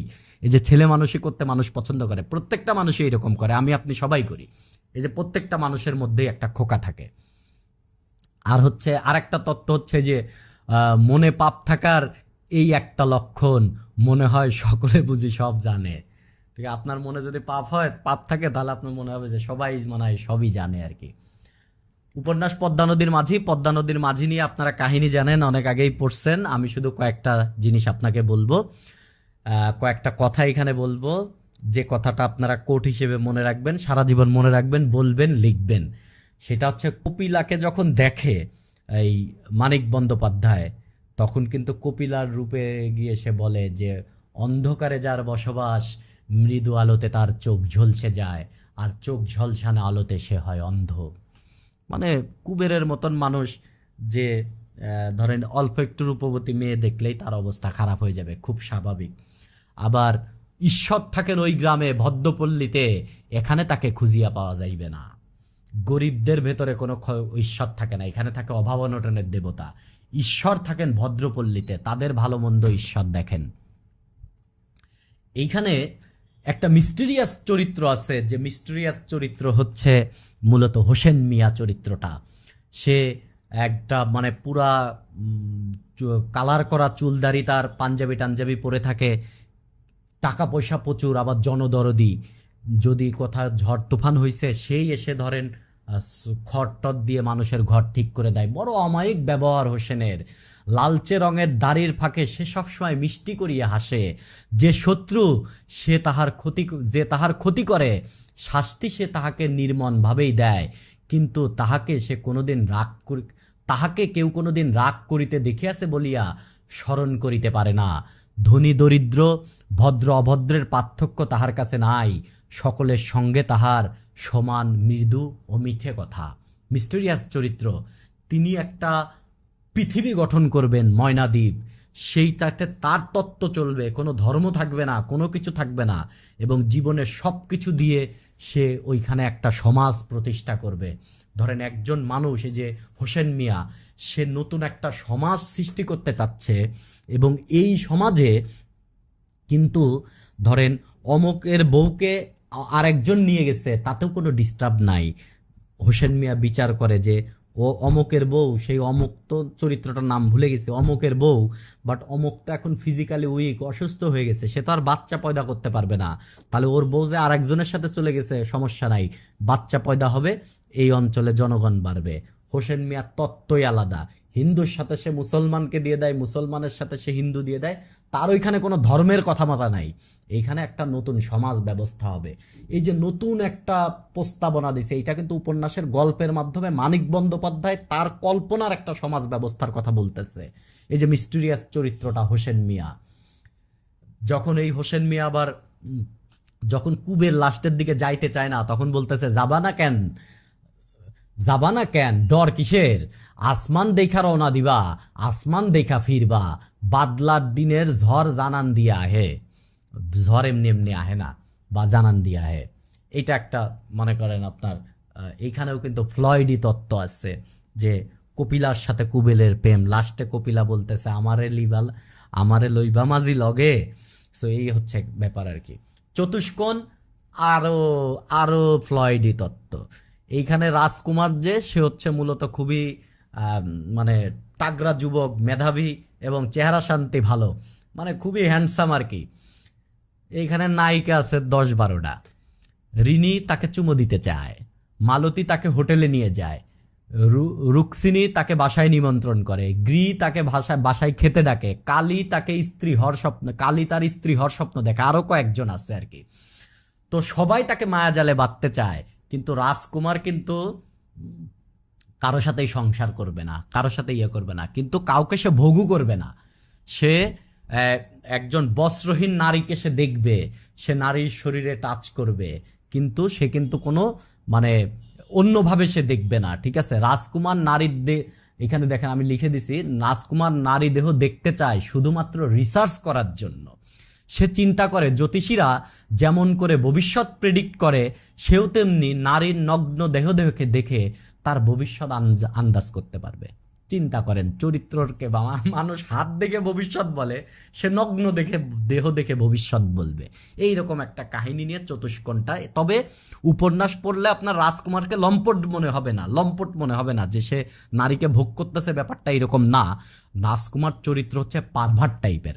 পারভার্ট মানে কি, যাদের সেক্সুয়ালি যে অ্যাবনর্মাল টাইপ আর কি, অ্যাবনর্মাল সেক্সুয়ালিটিতে যে বিশ্বাস করে, সে হচ্ছে, তাকে বলা হচ্ছে পারভার্ট। দুটা উপন্যাসের নাম মনে রাখবেন শুধু, অহিংসা এবং সোনার চেয়ে দামি। এ হচ্ছে মানিক বন্দ্যোপাধ্যায়, তার বেশ কিছু ছোট গল্প আছে, এবং এই ছোট গল্পের ভিতরেও সে ফ্লয়েডি তত্ত্ব গেছে। তার প্রথম ছোট গল্প হচ্ছে আতসী মামি। এই আতসী মামি যেটা, এই আতসী মামি হচ্ছে, এই গল্পটা আপনারা সবাই পড়বেন, গল্পটা পড়তে খুবই ভালো লাগবে, গুগলে সার্চ দিলেই পাবেন। এই আতসী মামি হচ্ছে, এটার আপনার গল্পটাই বলি। সুরেশ হচ্ছে একজন, আর যতীন্দ্রনাথ হচ্ছে একজন বাঁশিবাদক, সুরেশের মামার বন্ধু, আর এই যতীন্দ্রনাথের স্ত্রী হচ্ছে আতসী, ঠিক আছে। তার মানে সুরেশের মামি হয়ে গেল সে। তো সুরেশ একদিন এই যতীন্দ্রনাথের বাড়িতে যায় বাঁশি শোনার জন্য, কেননা সে শুনছে যে যতীন্দ্রনাথ খুবই চমৎকার বাঁশি বাজায়। তো গিয়ে সে মামিকে দেখে, এবং মামির রূপ যৌবন দেখেও কিন্তু এই সুরেশ একটু দুই একটা কথাবার্তাও কিন্তু আছে এখানে, যে মামিকে দেখেও তার ভাল লাগে আর কি। তো যা যতীন্দ্রনাথের বাঁশি শুনতে যায়, তখন আতসী মামি বলে যে ওনার বাঁশি শুনতে চেয়েন না, লোকটা তো মারা যাচ্ছে। তা বলতেছে কেন?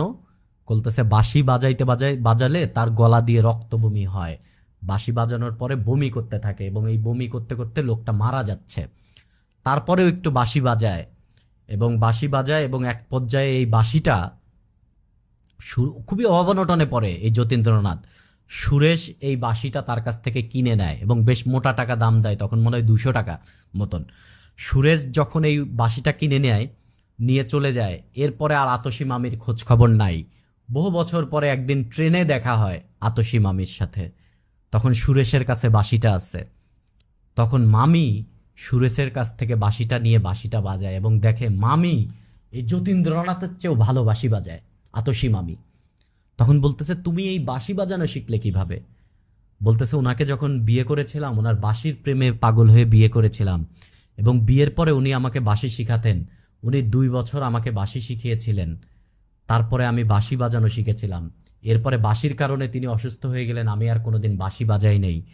আচ্ছা, এটা তো ওনার বাঁশি, তুমি তো টাকা দিয়ে কিনে নিয়েছিলে, কিন্তু তোমার চাইতে এই বাঁশির প্রতি আমার হক বেশি। পরে আতসীম আমি বাঁশিটা নিয়ে চলে যায়। আপনারা গল্পটা পড়তে পারেন, প্রাগ ঐতিহাসিক তো অবশ্যই পড়বেন। বিচ্ছিরি গল্প প্রাগ ঐতিহাসিক। এইখানে যে ভয়ঙ্কর একটা চরিত্র হচ্ছে ভিকু।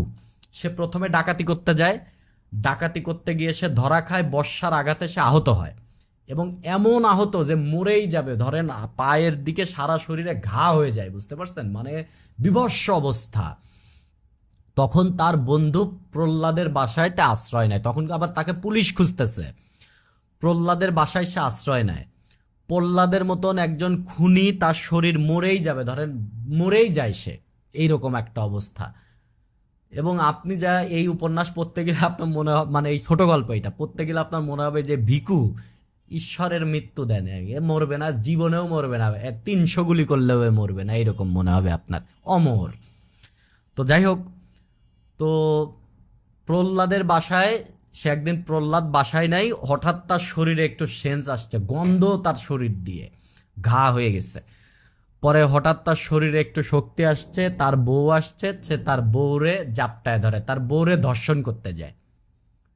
যখন সে তার বউ এই কথা বলে দেয়, পরে প্রহ্লাদ তাকে বাসা থেকে বের করে দেয়। পরে সে এসে প্রহ্লাদের ঘরে আগুন দেয়, আগুন দিয়ে সে পালায় যায়। পালায় গিয়ে খুব অসুস্থ, সে বাজারের পাশে শুয়ে থাকে কোনো খিদায়, বাজারের রাস্তার পাশে শুয়ে থাকে। তখন একজন মানুষ তাকে ভিক্ষা দেয়, এই থেকে তার ভিক্ষাবৃত্তি শুরু। এরপরে সে বুঝে যে আচ্ছা ভিক্ষা করতে হবে। পরে সে এক জায়গায় বসে ভিক্ষা করতে থাকে, ভিক্ষা করতে করতে তার কিছু রুটি রুজির ব্যবস্থা হয়। হঠাৎ যখন তার শরীরে একটু জোশ আসে, কিছুদিন পরে একটু শরীর ভালো টালো হয়, তখন তো তার মধ্যে আবার যৌন ক্ষুধা আসে। তখন সে ঘাটে যে নারীরা গোসল করে, সে যা লুকায় লুকায় মেয়েদেরকে দেখে তার যৌন বাসনা মিটায়। সে যেখানে ভিক্ষা করে, বাজারের আর এক পাশে ভিক্ষা করে হচ্ছে পাচি। এই পাচির আবার পায়ে ঘা। পাচি কিন্তু চায় না যে তার পায়ের ঘা শুকায় যাক, কেননা এই ঘায়ের জন্য সে ভিক্ষাটা পায়। পাচির সাথে আবার ভিক্ষা করে আর একজন বসির, তারা আবার একসাথে থাকে, তাদের মধ্যে যৌন সম্পর্ক আছে। সেইখানে চলে যায় হচ্ছে ভিকু। ভিকু যায় বলে যে তুই ওর সাথে থাকস কেন, তুই আমার সাথে আয়, আমরা ভিক্ষা করব, ঠিক আছে। পরে তো এরকম বলে যে বসির আসলে তোরে মারবে, তুই জাগা। এরপরে কি হয়, এই ভিকু গিয়ে এক বাড়ি দিয়ে, কুড়াল দিয়ে এক বাড়ি দিয়ে, মাথায় বাড়ি দিয়ে বসির রে মেরে ফেলে। এরপরে কি হঠাৎ ব্যাপার, পাচি কিন্তু এতে ভয় পায় না, পাচি কিন্তু ভিক্ষুর সাথেই চলে যায়, তারা আর একদিকে চলে যায়, দুই ভিক্ষুক আর একদিকে চলে যায়। এই হচ্ছে প্রাগৈতিহাসিক গল্পের মেইন ব্যাপার। এইখানে ফ্লয়েডি তত্ত্ব আছে, এখানে নৃশংসতা আছে, এইখানে মানে সবকিছু এর মধ্যে আছে, ঠিক আছে। যাই হোক, এরপরে হচ্ছে আপনার সরীসৃপ। এইটাও একটা অদ্ভুত গল্প, অদ্ভুত, মানে আর এক ঝামেলা। নায়ক হচ্ছে বনমালী, ছোটবেলায় তার প্রেম থাকে হচ্ছে চারুর সাথে, চারু দর্শনা তার নাম। যাই হোক, চারু দর্শনার সাথে তার বিয়ে হয় না, আর এক জায়গায় বিয়ে হয়। পরে বনমালী দালালি করে মেলা টাকা পয়সা ইনকাম করে চারু দর্শনার সাথে তার ঋণে পড়ে যায়। এরকম একটা হয় যে এই নায়কের কাছে, বনমালীর কাছে আবার চারু চলে আসে। চারুর আপন ছোট বোন হচ্ছে পরী, এবং এই পরীর সাথে এবং চারুর সাথে দুইজনের সাথেই একটা ব্যাপার স্যাপার আছে হচ্ছে বনমালীর। এবং এক সময় তারা কাশি চলে যায়, এবং কাশি চলে যাওয়ার পরে চারু ইচ্ছা করে তার বোন পরীকে হত্যা করতে চায়। তখন একজন কলেরা রোগীর উচ্ছিষ্ট খাবার, যে খিচুড়ি বা হচ্ছে প্রসাদ, কলেরা রোগী খেয়ে ফেলে রাখছে, তার মানে কলেরা একটা ছোঁয়াচে রোগ, এইটা যদি গিয়ে পরীকে খাওয়ায় তাইলে তো পরী মারা যাবে। এই প্ল্যান করে চারু, পরীকে খাওয়াইতে যায়। সমস্যা হচ্ছে কলেরায় পরী মরে না, চারুই মরে যায় আর কি। এই হচ্ছে মূলত কাহিনী। আত্মহত্যা অধিকার, এটাও তার একটা ছোট গল্প, নাম মনে রাখবেন। ছোট বকুলপুরের যাত্রী, এটা হচ্ছে তেলেঙ্গানা বিদ্রোহ, যে ভারতের তেলেগু অঞ্চল, তেলেগু বা তামিল অঞ্চলের তেলেঙ্গানা, এখানে কৃষকদের অধিকার নিয়ে একটা যে বিদ্রোহ হয়েছে, এবং আমাদের রংপুর অঞ্চলে বা আমাদের বাংলাদেশ অঞ্চলের যে তেভাগা আন্দোলন, 3 ভাগ হবে, চাষ ফসল 3 ভাগ হবে, 2 ভাগ নিবে চাষি, 1 ভাগ নিবে জমির মালিক, এই যে তেভাগা আন্দোলন, এইটার প্রেক্ষাপট নিয়ে। এবং তার একটাই নাটকের নাম মনে রাখতে হবে, সেই নাটকের নাম হচ্ছে ভিটেমাটি। ঠিক আছে, আজকে আমরা শেষ যাকে নিয়ে আলাপ আলোচনা করব তার নাম হচ্ছে গাজী মিয়া। গাজী মিয়া ছদ্মনামে তিনি লিখতেন মীর মশাররফ হোসেন। তিনি কুষ্টিয়ার লাহিনীপাড়ায় জন্মগ্রহণ করেন এবং পৈতৃক নিবাস হচ্ছে রাজবাড়ির বালিয়াকান্দের প্রদমদিতে। মজার বিষয় হচ্ছে আমার গ্রামের বাড়ির খুব কাছাকাছিতে আর কি, এবং এইখানে তার কবর আছেন, এইখানে তার কবর ঘিরে একটা কমপ্লেক্স আছে আর কি।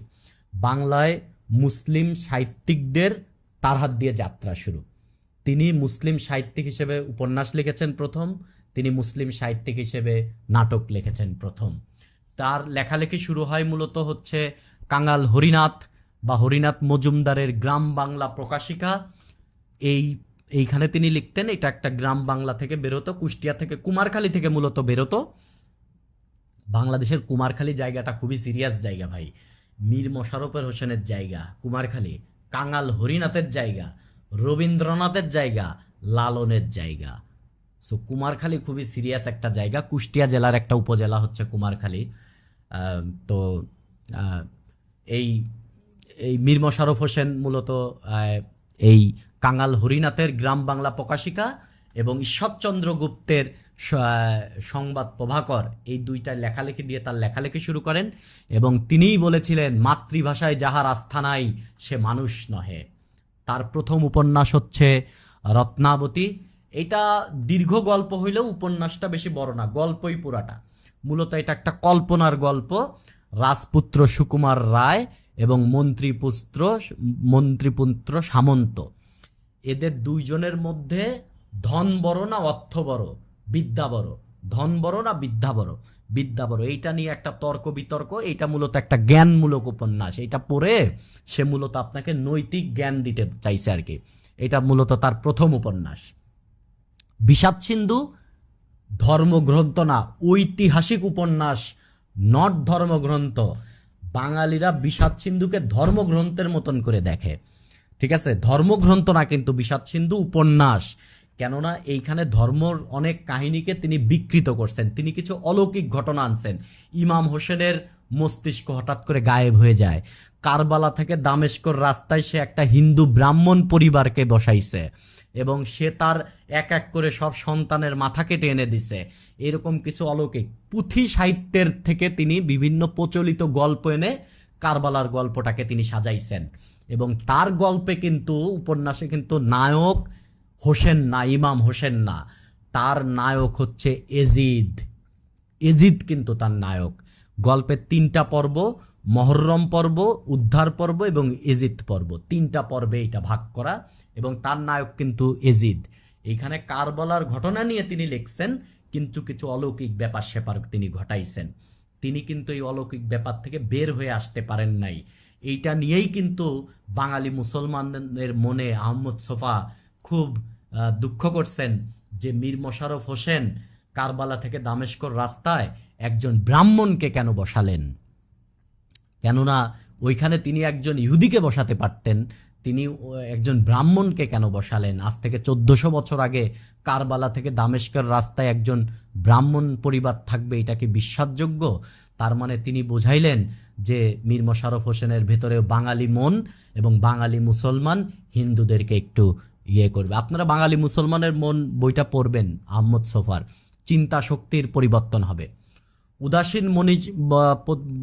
উদাসীন পথিকের মনের কথা, এটা আপনারা, এই বইটা আসলে কি তিনি আক্ষেপ করছেন এই যে জমিদার কেনি সাহেব, তিনি যখন কুষ্টিয়াতে জমিদারির ম্যানেজারি করতেন, তখন তার জমিদারি, তার দলবল, তার লাঠিয়াল কেনি সাহেবকে হেল্প করেছিলেন আর এক অঞ্চলটা দখল করার জন্য, আর এক জমিদারকে পরাজিত করার জন্য।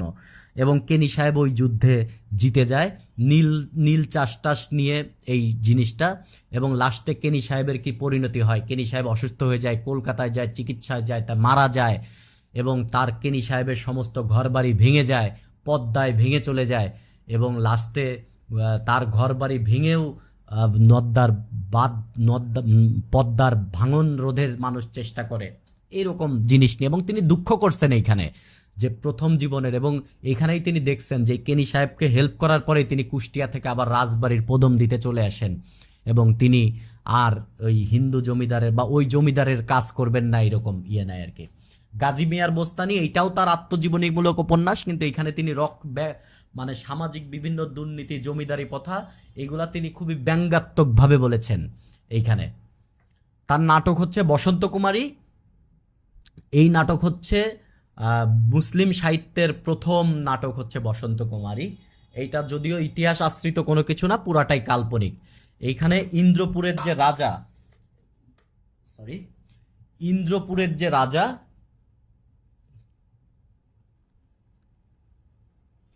এই ইন্দ্রপুরের রাজা তিনি দ্বিতীয় বিয়ে করেন হচ্ছে রেবতীকে। এই রেবতী হচ্ছে খলনায়ক, মানে ভিলেন, রাজার দ্বিতীয় বউ।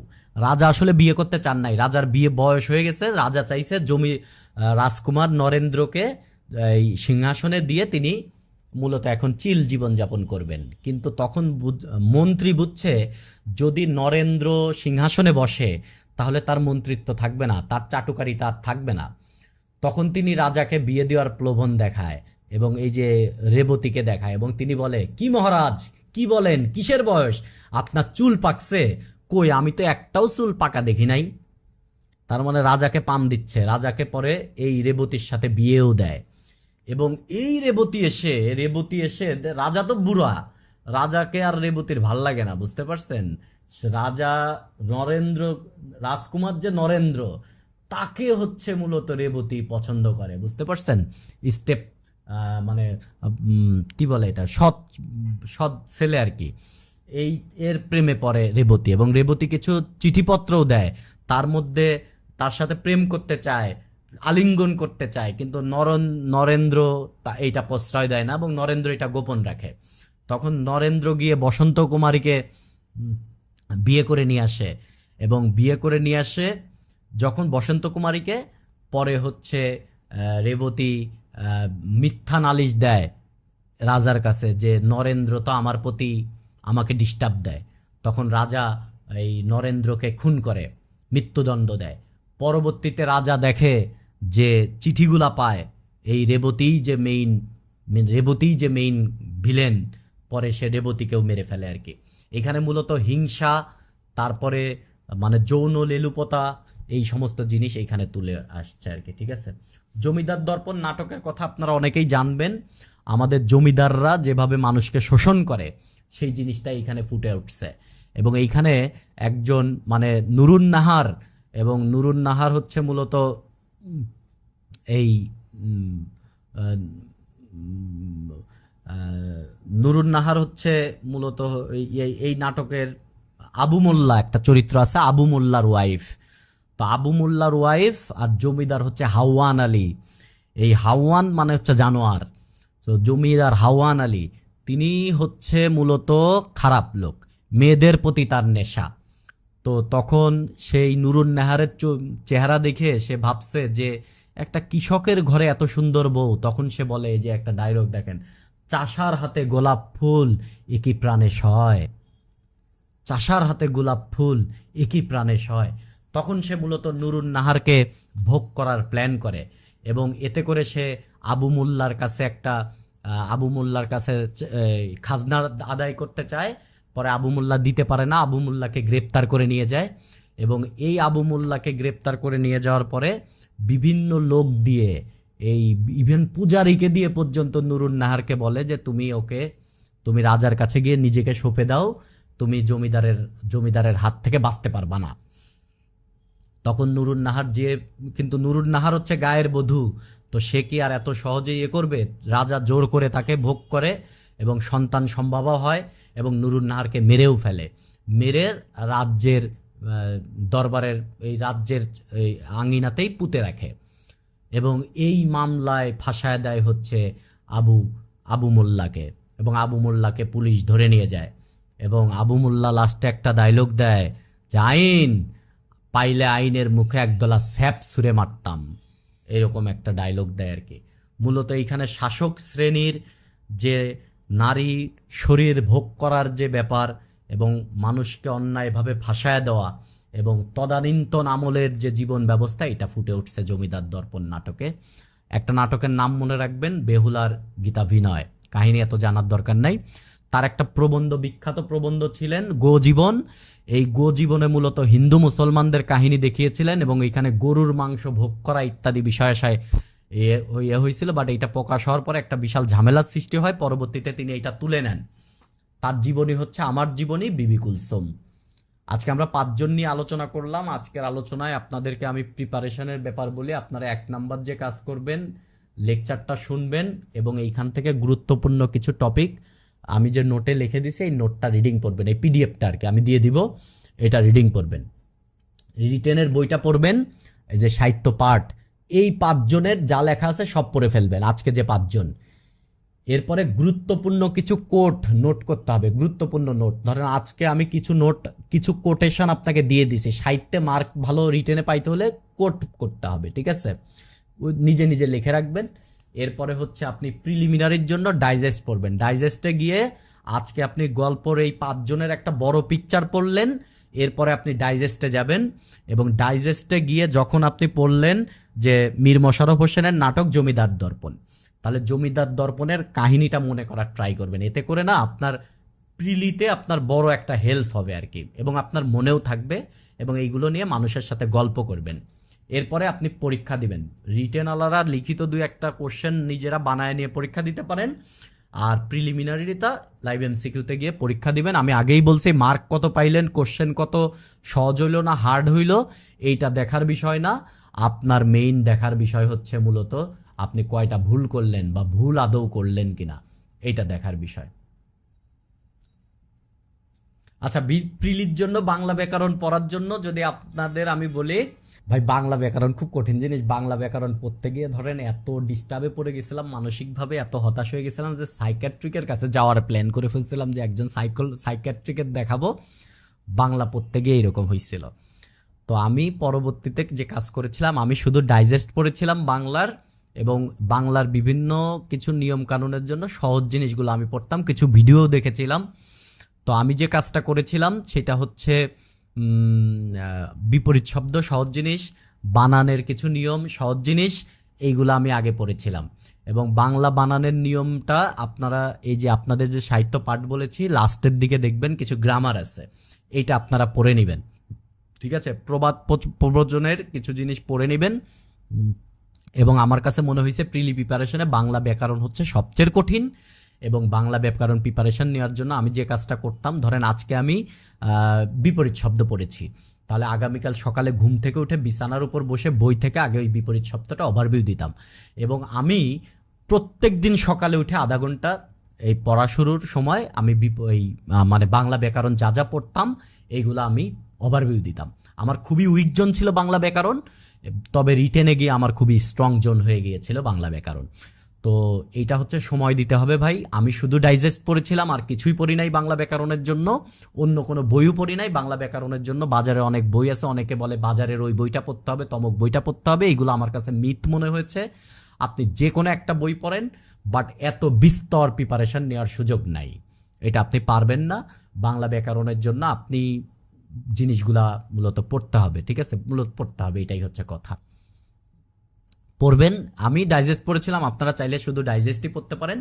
তবে আমার কাছে মনে হয়েছে বানান, তারপরে হচ্ছে প্রবাদ প্রবচন, তারপরে হচ্ছে এই যে এত সমাস, তারপরে হচ্ছে আপনার বিসিএস এর জন্য আমি শুধু বলতেছি এত সমাস, তারপরে কোন কারকে কোন বিভক্তি, এগুলা ভাই আমার বোম মারলেও আমি একটা বলতে পারবো না, বোম মারলেও বলতে পারবো না। বাট এটাদের জন্য যে খুব ক্ষতি হয় বলে আমার মনে হয় না। হাজার হাজার নিয়ম কানুন শিখে যদি আপনি ওইগুলা পরবর্তীতে পরীক্ষায় 2-4টা জানা জিনিসই আছে, তো আপনি খুব শ্যালো প্রিপারেশন নিতে পারেন, যেগুলা সাধারণত আসে না। আর এক কথায় প্রকাশ, বাগধারা, ব্যাকরণ, এগুলো এত বেশি পড়ার দরকার নাই। আপনি আসলে আসলে সব পারবেন না, তবে বেসিক যে জিনিসগুলা ইন্টারমিডিয়েটে পড়েছেন এই জিনিসগুলা যেন ভুল না হয়। দেন আপনি বেসিক পড়বেন, যেমন ধরেন উপসর্গ দিয়ে কোন শব্দ গঠন হয় কিভাবে, প্রকৃতি প্রত্যয় দিয়ে কিভাবে শব্দ গঠন হয়, এরকম বিষয়গুলো আপনি পড়বেন। আমি আগে বলবো যে আপনাদের যে রিটেনের সাহিত্যপাঠ বইটা পড়েছি এর পেছনে যে গ্রামারটা আছে এই গ্রামারটা আগে সবাই পড়েন, ঠিক আছে? অন্য কিছু পড়ার দরকার নেই। কেউ কোনো কোশ্চেন করতে? আচ্ছা, আজকে অনেক রাত হয়ে গেছে, আজকে আমরা ক্লাস শেষ করে দিই, আজকে আর কোশ্চেন নিচ্ছি না। সবাই ভালো থাকবেন, শুভরাত্রি।